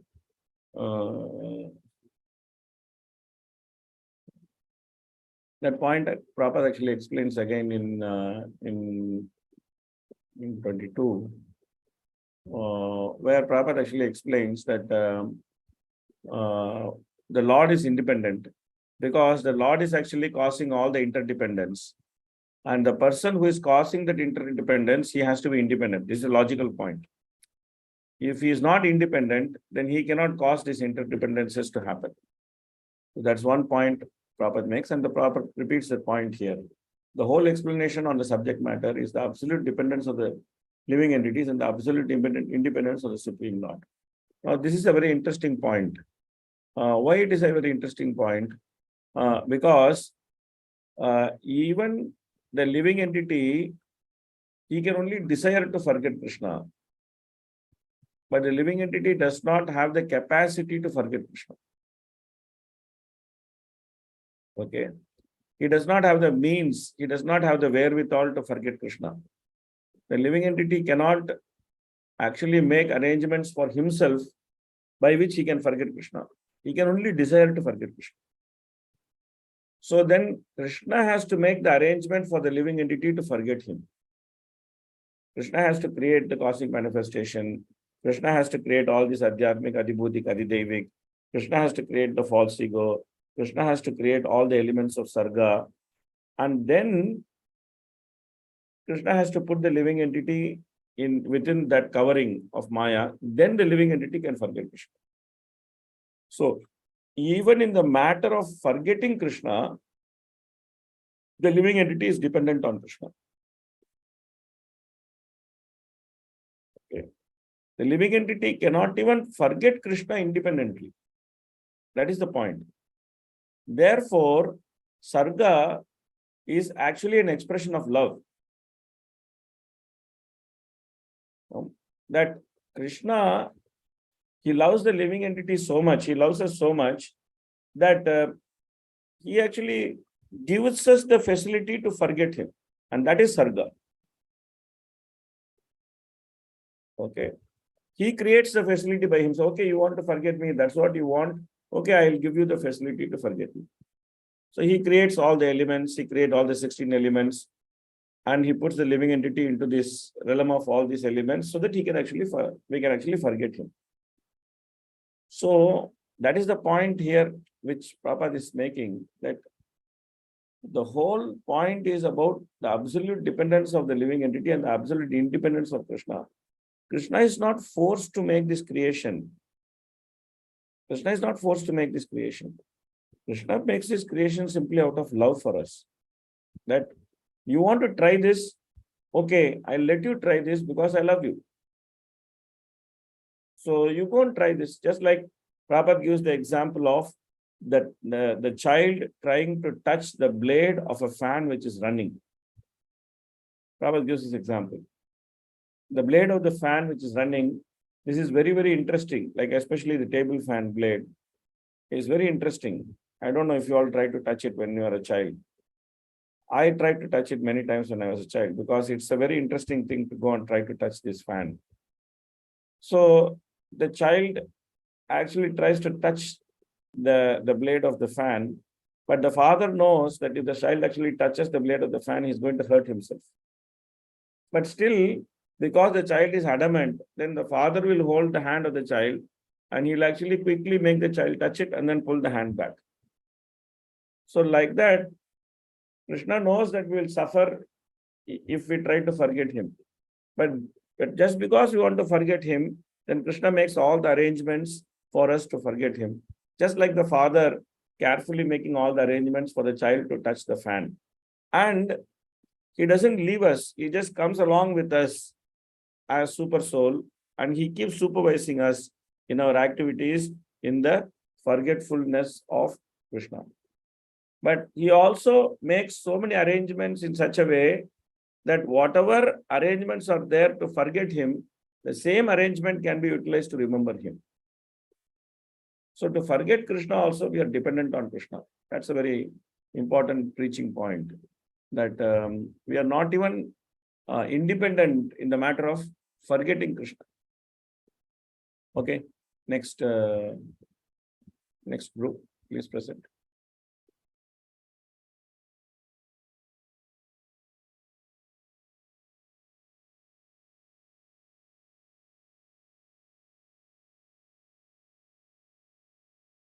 Oh, they presented up to 22, no? right? Yes, Prabhuji, just going to the first slide. Okay. Sorry. No, so sorry for the miss. So, Mataji basically left on how, we are going to divide and we are going to tell what sense organs are, what are the controlling deities. So, we'll be picking up from there in verse 23. So, verse 23 basically tells us main three things: that physical knowledge is the subject matter of touch sensation. If we want to know about something, we should be able to touch it, or, similarly, the skin pores and the hairs in the body are all interdependent with the touch sensation. And this is we can use an example of here. If we want to know about something, anything, we want to get to know about, we have to touch it or we have to see it. So that way our senses are dependent on gaining that knowledge. So the physical or physiological knowledge is subordinate to the knowledge of senses, but the knowledge of self is not dependent on that physical knowledge. That's what verse 23 tells us. And then in verse 24, I'll just give me 1 second.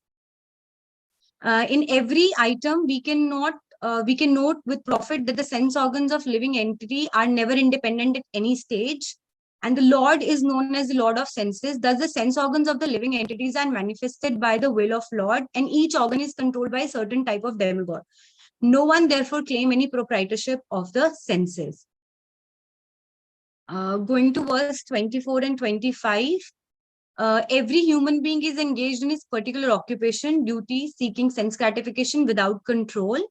By indulging in material pursuits, people unknowingly enter into the deep regions of darkness.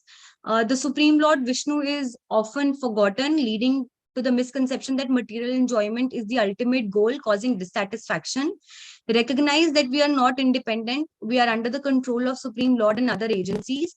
Engage in the work and its result as a service to the Supreme Lord, following the guidance of spiritual authority. So basically, what we are here told is that the sense gratification leads us into a mode of ignorance, and we can get out of from there only if we get to the service of the Lord, and that can be done by following the authorities. Now, the authorities for us will be a bona fide spiritual master who can guide us properly. And just like, you were giving an example in the class that, the spiritual master will tell us by, okay, leave this one finger open, leave this one finger open. Similarly, we have to follow the guidance of spiritual master. Understand that sexual pleasure, relationships, and procreation are meant for service to the Supreme Lord. So anything done in the service of Supreme Lord is always acceptable. When we deviate from there, it becomes non-Krishna conscious. Human life is unique due to the capacity for God consciousness, differentiating it from the animal life. This life, we can, if we dedicate it to the Lord, in the service of the Lord, then it is fulfilled. Otherwise, it is just like, mating, defending, sleeping, and eating are, found in the animal life also.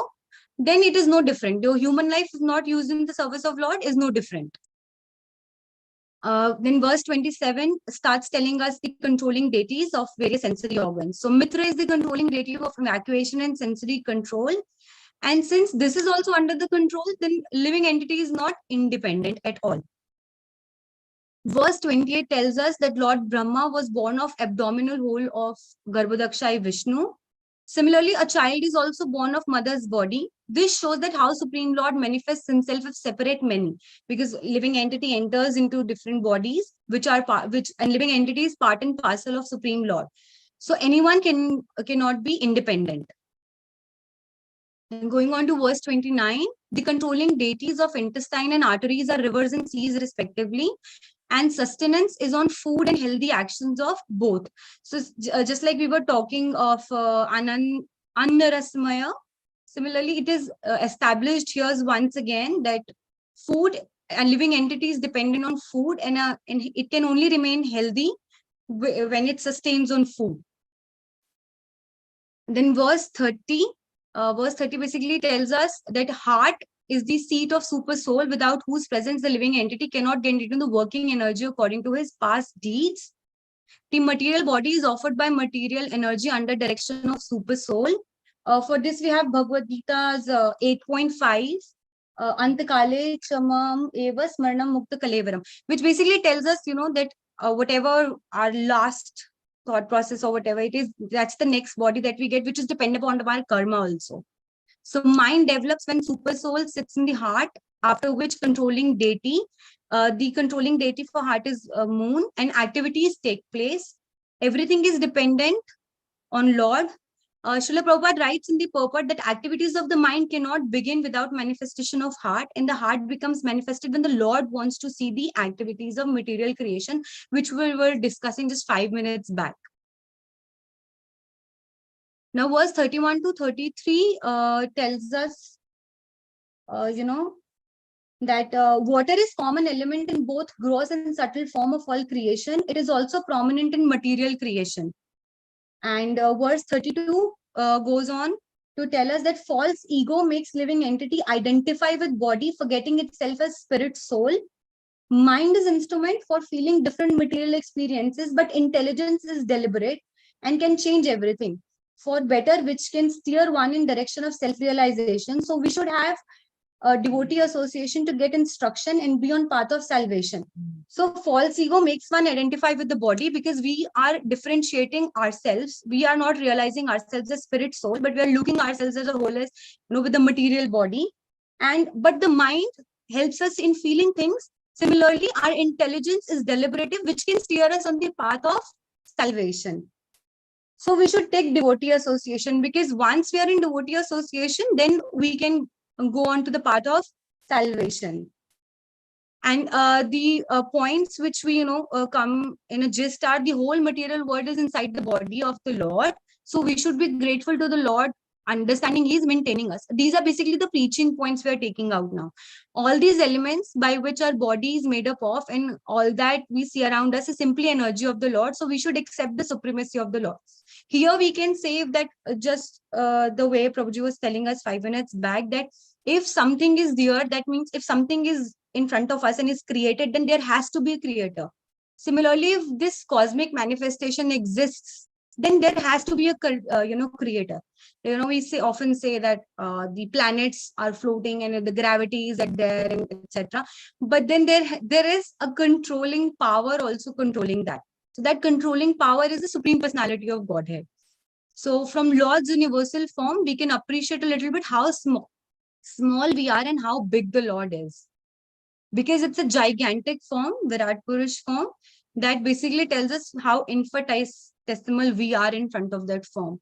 If we understand this knowledge by becoming keen to know how mind, intelligence, and false ego work, from where does all these gross elements come from, then it will become easier for us to cross this material world. For that, we need to seek association of self-realized persons.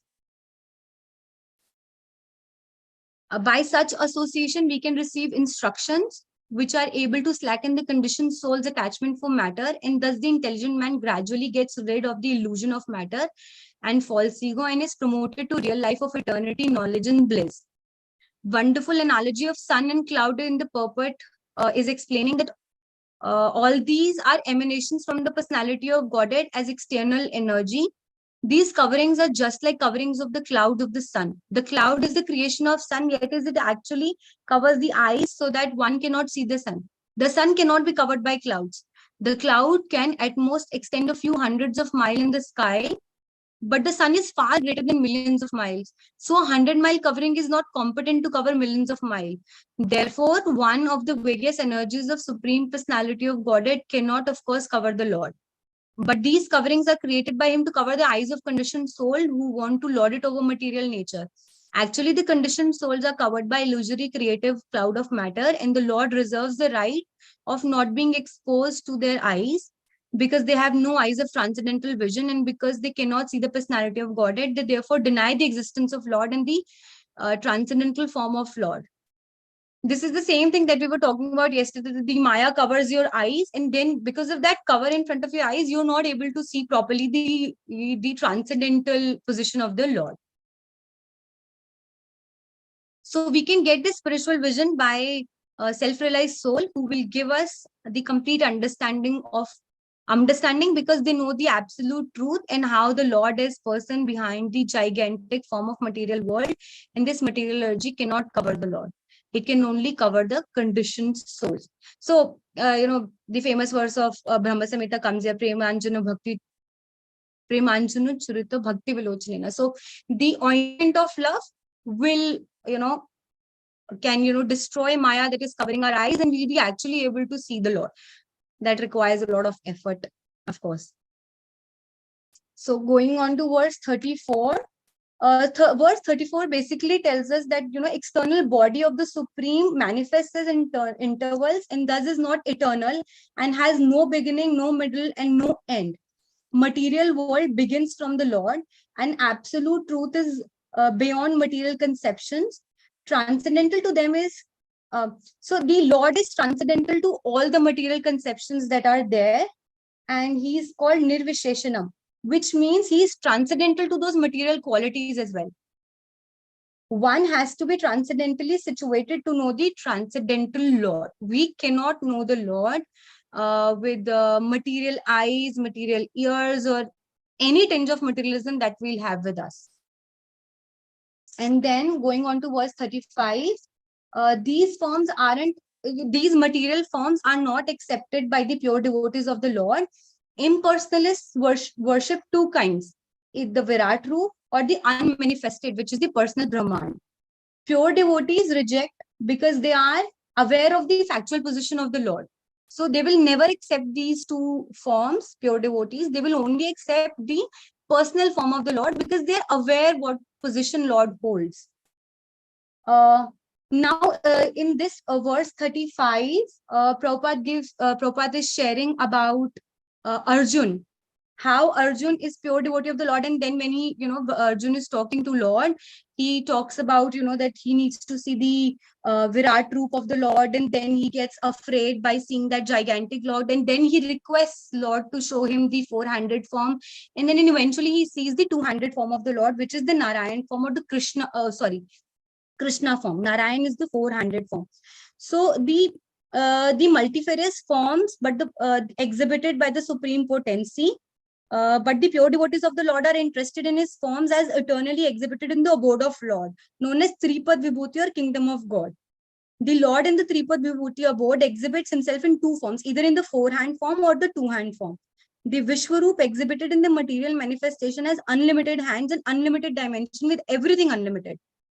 But the devotees worship in Vaikuntha forms of Narayan or Krishna. So similarly, Prabhupada goes on to tell us about Sri Ram, Sri Krishna, Narasimhadev, which are the various forms that Krishna assumes and are worshipped by the lords, by the devotees of the Lord. So the pure devotee of the Lord is described here as Vipaschita, or the learned who are in the knowledge of the Lord perfectly. The 36th verse establishes that, the transcendental form of the Lord, that whenever there is need of material creation, the transcendental personality of Godhead accepts form of material world for creation, maintenance, and destruction. One should be intelligent enough to know his activities in truth and not be biased to conclude that he descends in material world by accepting a form created by material nature. Any form accepted from the material nature has its affection of everything done in material world. So a conditioned soul will never accept this. To know that, we need to come into the service of the Lord and then actually get to know the Lord. So, and Krishna is always separate from his material energies. He is never affected by them, in which for this Bhagavad Gita 4.14, Prabhupada quotes, Namam karmani limpanti, name karma phalespriha, iti mamyo abhijanati, karma birna sabadire. So Lord is never affected by activities which he performs apparently in the different incarnation that he takes.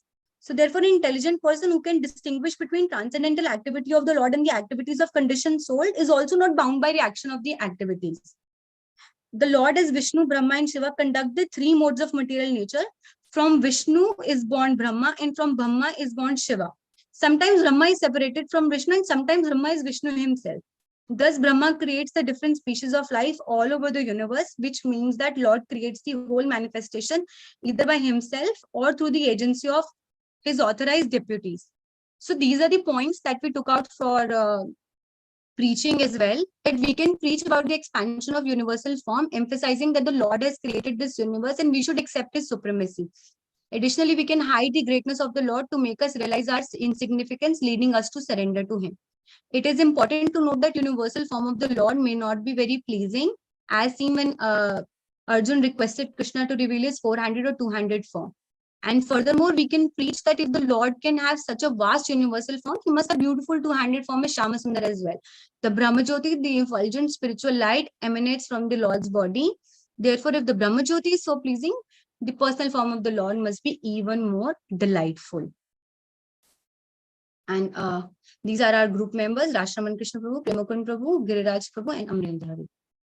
Thank you so much. Okay. So I think almost all points are covered. Verse number 32 is one point which is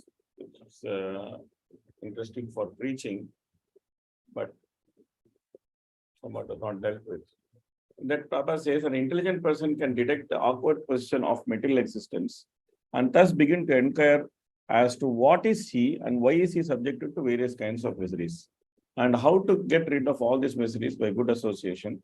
By advanced intelligent person can turn to better life of self-realization. This is the point which is very consistent and is a very good preaching point, because in this material world, we are being taught to accept suffering as part of our life. We are being taught like this, that we should accept suffering as part of our life. And we are also taught another thing, that is, in order to be happy, first of all, we should suffer. This is what we are taught. Okay, we are not taught that we can just be happy.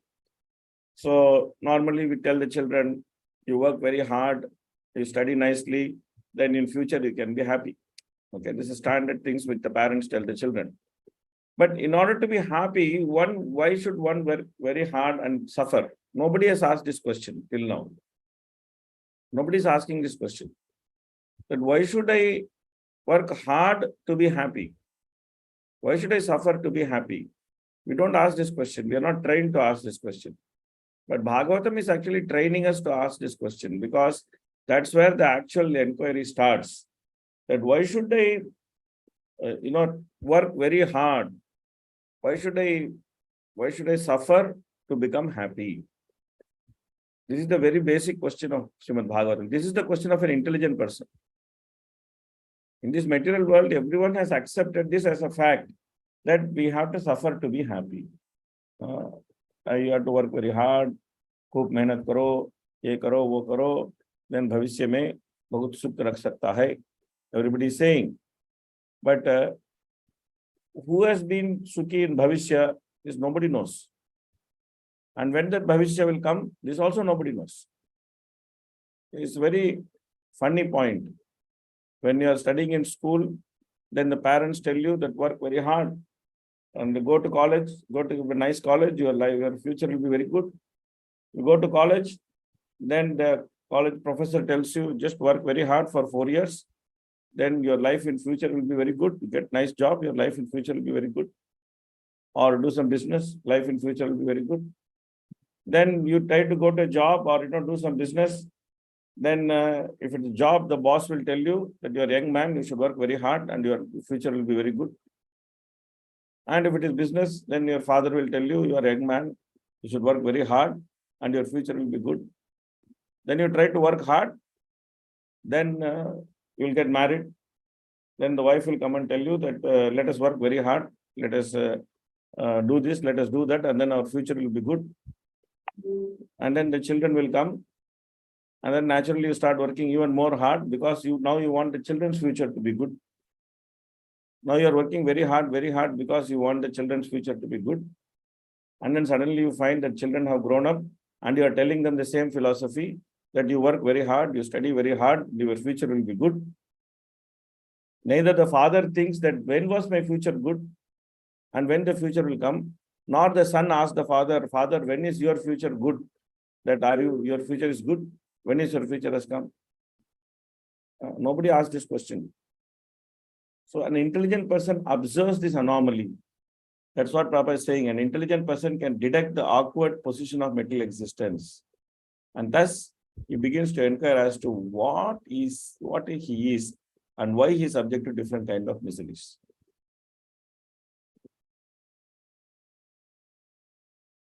The food we eat is very aromatic food.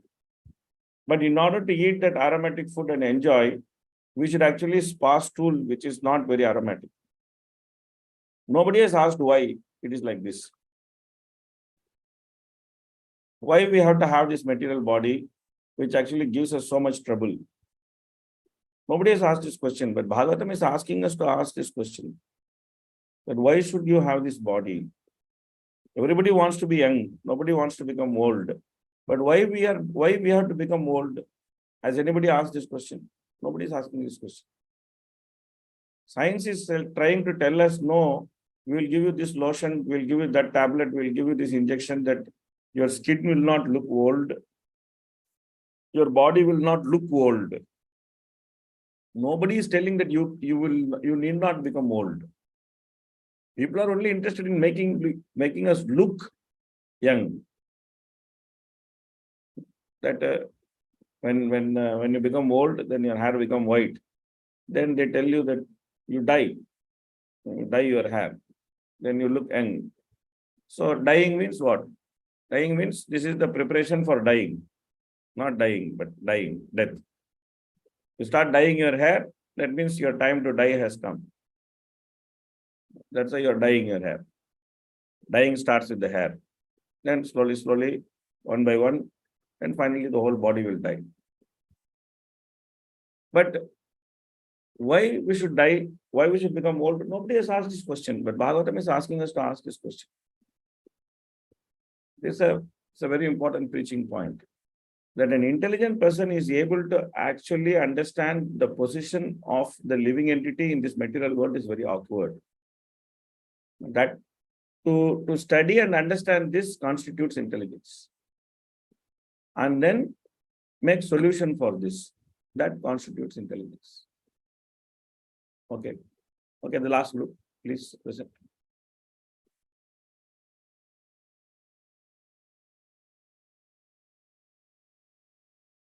Who is the presenter for the last group? I wish Rukmini Priya Mataji. I don't think she is here. She's here, Prabhuji. Rukmini Priya Mataji, please unmute yourself. Yeah, she's here. Share.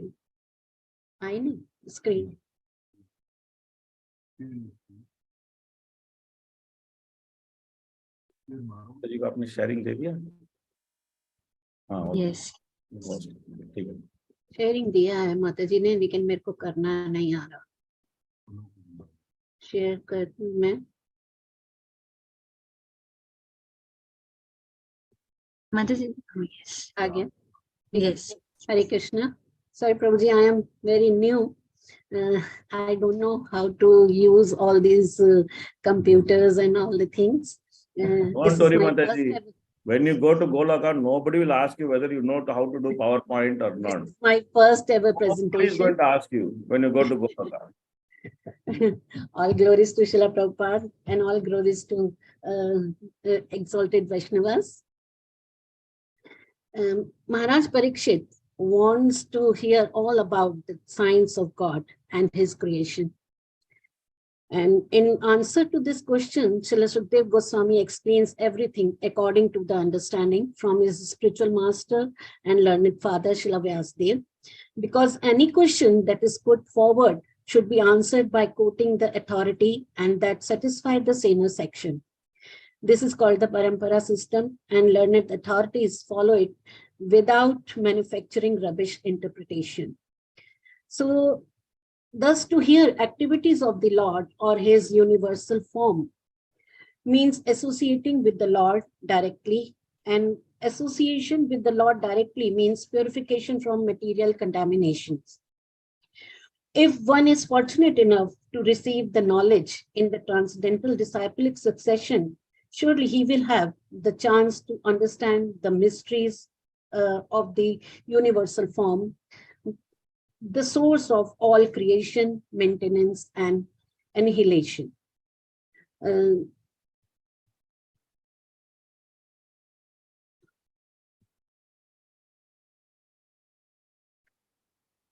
In verses 37 to 40, the varieties of living entities are mentioned in this list, and with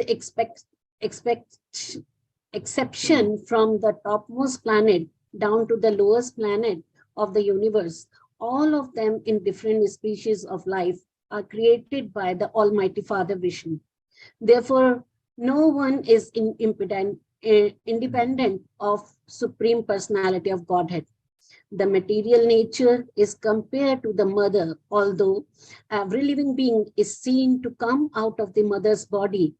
It is still a fact that the mother is not ultimate cause of such a birth. The father is the ultimate cause of birth. The Supreme Personality of Godhead Vishnu incarnates himself to reclaim all living entities from the clutches of illusion. This creation of very appropriately compared to clouds. Clouds are created and situated in the sky, and when they are displaced, they remain in the same sky without manifestation.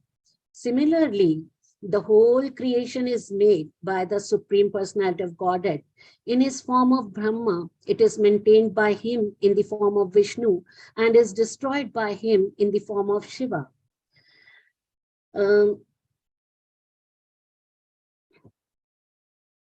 The nature of material world is that it is very nicely, it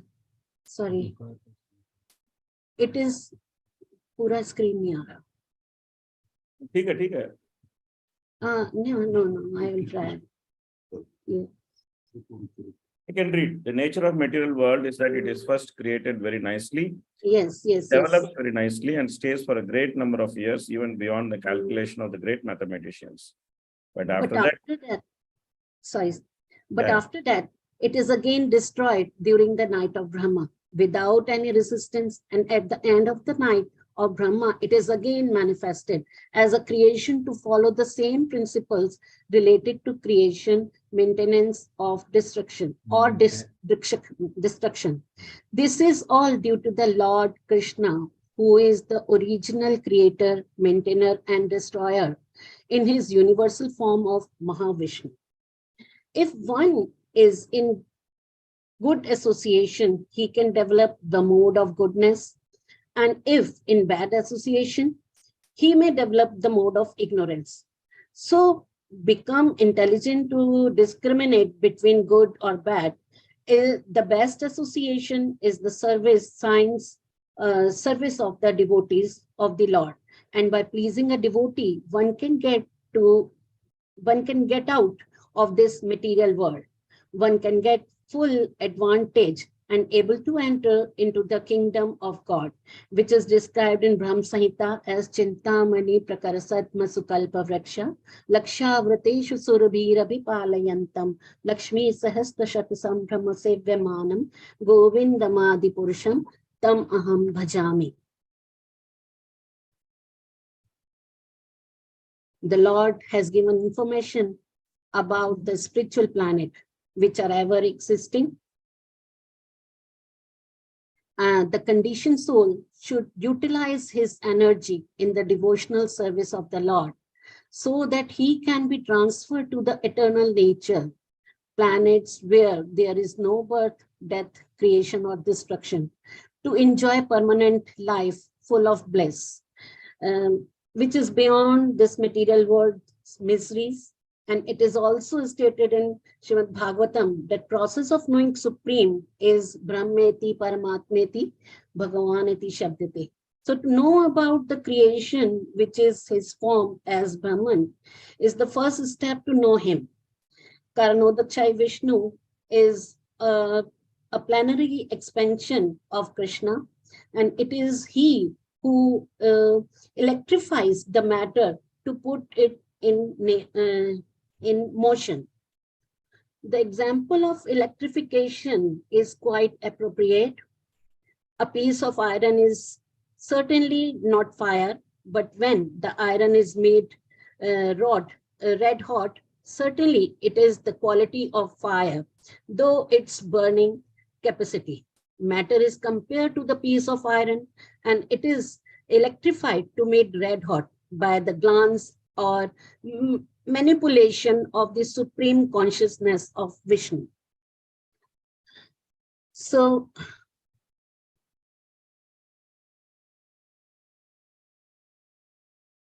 in verses 46 to 50, 16 principles of creative matter and their instruments are described. Srila Prabhupada describes in purport that gross material elements, purport in 1.3.1, that gross material elements and the 11 working instruments or senses, it is like the cloud in the clear sky. In a spiritual sky, the effulgence of Brahman is spread all around, and the whole system is dazzling in a spiritual light. The Mahatat is assembled in some corner of the vast, unlimited spiritual sky. And the part which is thus covered by the Mahatat is called the material sky. There are innumerable universes and the collecting produced by the Mahavishnu, who simply throws his glance to impregnate the material sky.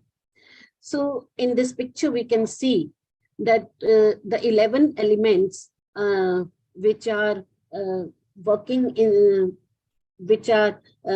instruments or senses are ear, touch, eye, tongue, nose, means Gyanendriya, Karmendriya, and mind, and 5 matters, which are either air, fire, water, and earth. When they are mixed with false ego or ignorance or passion, they tend to bound us in this material world. But if we went to the goodness, or if we want to get association, or we make an inquiry, just like Sanatan Goswami inquires from Chaitanya Mahaprabhu, that ke ami kene amai jari taptre iha nahi jani kemen hitoy. So we can understand what is our condition and how can we go beyond this. How can we improve our condition? Just not improving condition in this material world, but we can improve our condition by going to the eternal world, which is beyond death, beyond miseries of this material nature. So we should try to go there. And there are 3 different types of creation called Mahakalpa, Vikalpa, and Kalpa. In the Mahakalpa, the Lord assumes the first Purusha incarnation as Karnodakshai Vishnu with all the potencies of Mahatat and 16 principles of creative matter and instruments. Each day of Brahma is called a Kalpa, and 30 Kalpas in terms of Brahma's day. The creation of Brahma and dispersion of material ingredients are called Vikalpa, or in other words, it is Brahma's life. When Vikalpas are made possible by the breathing of Mahavishnu, this is called as Mahakalpa. There are regular cycles of Kalpas, Vikalpas, and Mahakalpas.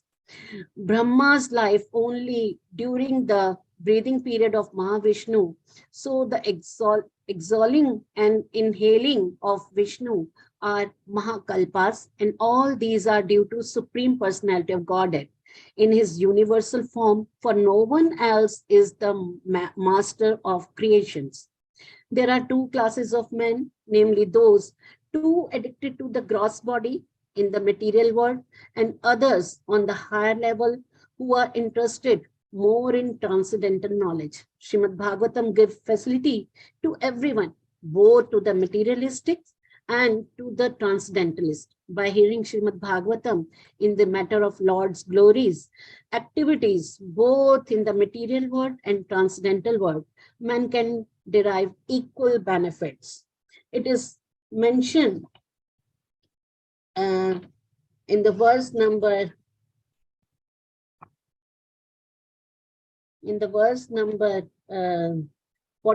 49 to 50, Srila Prabhupada said that the materialists are more interested in the physical law and how they are acting, and they see wonders in those physical glamours. Sometimes, due to physical glamour, they forget the glories of the Lord. They should know definitely that physical activities and their wonders are all initiated by the Lord.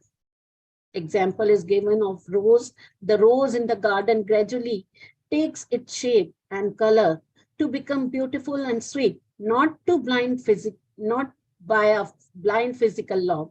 Although it appears like that, behind that physical law is the direction of the complete consciousness of the Supreme Lord. Otherwise, things cannot take shape so systematically. So, at the end, Shrila Sutta Goswami explained, I shall now explain to you the very subject explained by the great sages in answer to King Parikshit's inquiries. Please hear them attentively. And Srila Prabhupada said that we should know this by parampara system. The learned authorities follows it without manufacturing rubbish interpretations. Ishvaraha Parama Krishna, Sachidananda Vigraha Anadiradir Govinda, Sarvakaran Karanam. Brahma Samhita is stated in 5.1. So let us all obey the Supreme Lord, whose hand is in everything without exception. So this is the preaching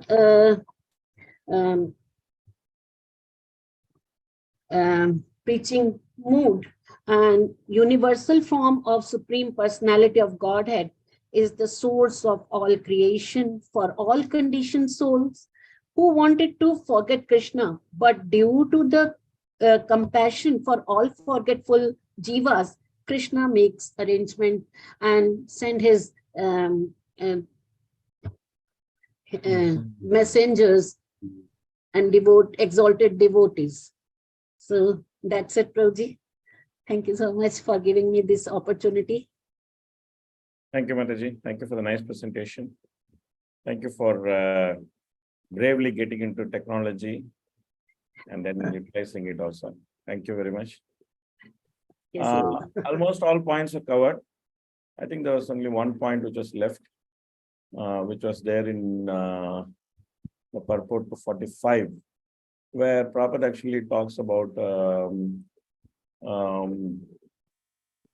this example of fire, flame, spark, and smoke. So that example is a good example for preaching, where the fire is considered that the quality of fire is given by the Supreme Lord, and then the fire itself is considered as a metal, as the metal energy. The flame is the spark is the jiva, and the smoke is the material forms. So each and everything is explained nicely here. The flames are compared to the material nature pradhana, and they are all the different energies of fire, which is the Supreme Lord. So that's one point which is there. And also there is some discussion on the Ajagalastana Nyaya. Ajagalastana Nyaya means that the logic of the nipples in the neck of the goat. So the nipples in the neck of the goat, they actually resemble the actual nipples of the goat. But that nipples on the neck of the goat, they cannot produce any milk. Same way, even though the material nature looks as if that it is the source of the creation, but the material nature itself does not have the ability to be the source of creation. The Lord is the source of creation. So the material nature is the material cause, which is known as pradhana, and is also the efficient cause known as maya. But it is not the remote cause of creation. The remote cause of creation is Lord Sri Krishna. Because of his will, then everything is created. So yes, so that brings us to the end of this chapter and also the end of this canto, which is the second canto. In the second canto, there are three universal forms which you have studied. The first universal form, it actually gives us the idea that Lord is a person, and also we are completely dependent on the Lord, and the Lord is the supplier for everything. Everything is supplied by the Lord. So this is the lesson for the first universal form. The second universal form teaches us that the Lord is the origin of everything. We saw second universal form in the 6th chapter, and there we saw that the Lord is the origin of everything. The third universal form, which was studied in the 10th chapter, it shows that the living entity is dependent on the Supreme Lord to fulfill his desires. So all the three universal forms have three different treatments. And the first universal form actually defeats Mayavad philosophy. And the second universal form, it actually defeats the Sankhyavat philosophy, because the Sankhyavadis actually say that the Prakriti is the source of everything. But the second universal form shows that the Lord is the source of everything. So therefore it defeats the Sankhyavat philosophy. The third universal form defeats the Mimamsavad philosophy, because the Mimamsavadis are saying that the living entity, by his own effort, he can fulfill all his desires. He doesn't require God. But the third universal form clearly shows that without Krishna's mercy, without Krishna's sanction, the living entity cannot fulfill his desires. So therefore, the third universal form defeats the Mimamsavada philosophy. So this way, the different universal forms are dealing with different philosophies also. And at the same time, they are establishing the absolute dependence on Krishna, as Krishna as the origin, Krishna as the maintainer, and Krishna as the one who fulfills all desires.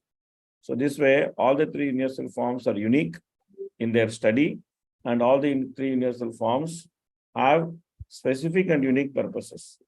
So we will see there's also fourth universal form and the fifth universal form in the third canto. We will see that each of these universal forms has different purpose. It's not, even though it is a description of the universal form, each description has a different emphasis and a different purpose and a different philosophical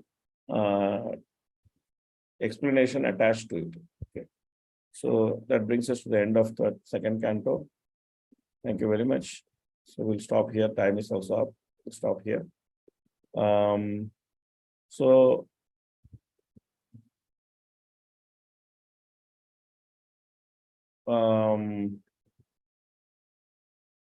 Harisanya Mataji was asking me if I can do classes every evening, but I told her that I already have classes scheduled for every evening this coming week, and this is our continuation of my previous classes which is happening. So we will do the weekend class for one more week, and then we'll see if there is opportunity to do more classes in future. So next coming weekend we'll start third canto. Of course, you read third canto almost up to 31 verses. I think you read the purport and the translation. We started third canto. At least I'll start the introduction to third canto. Then we'll have some discussion next week. Okay, thank you very much. Hare Krishna, Krishna Krishna, Hare Hare.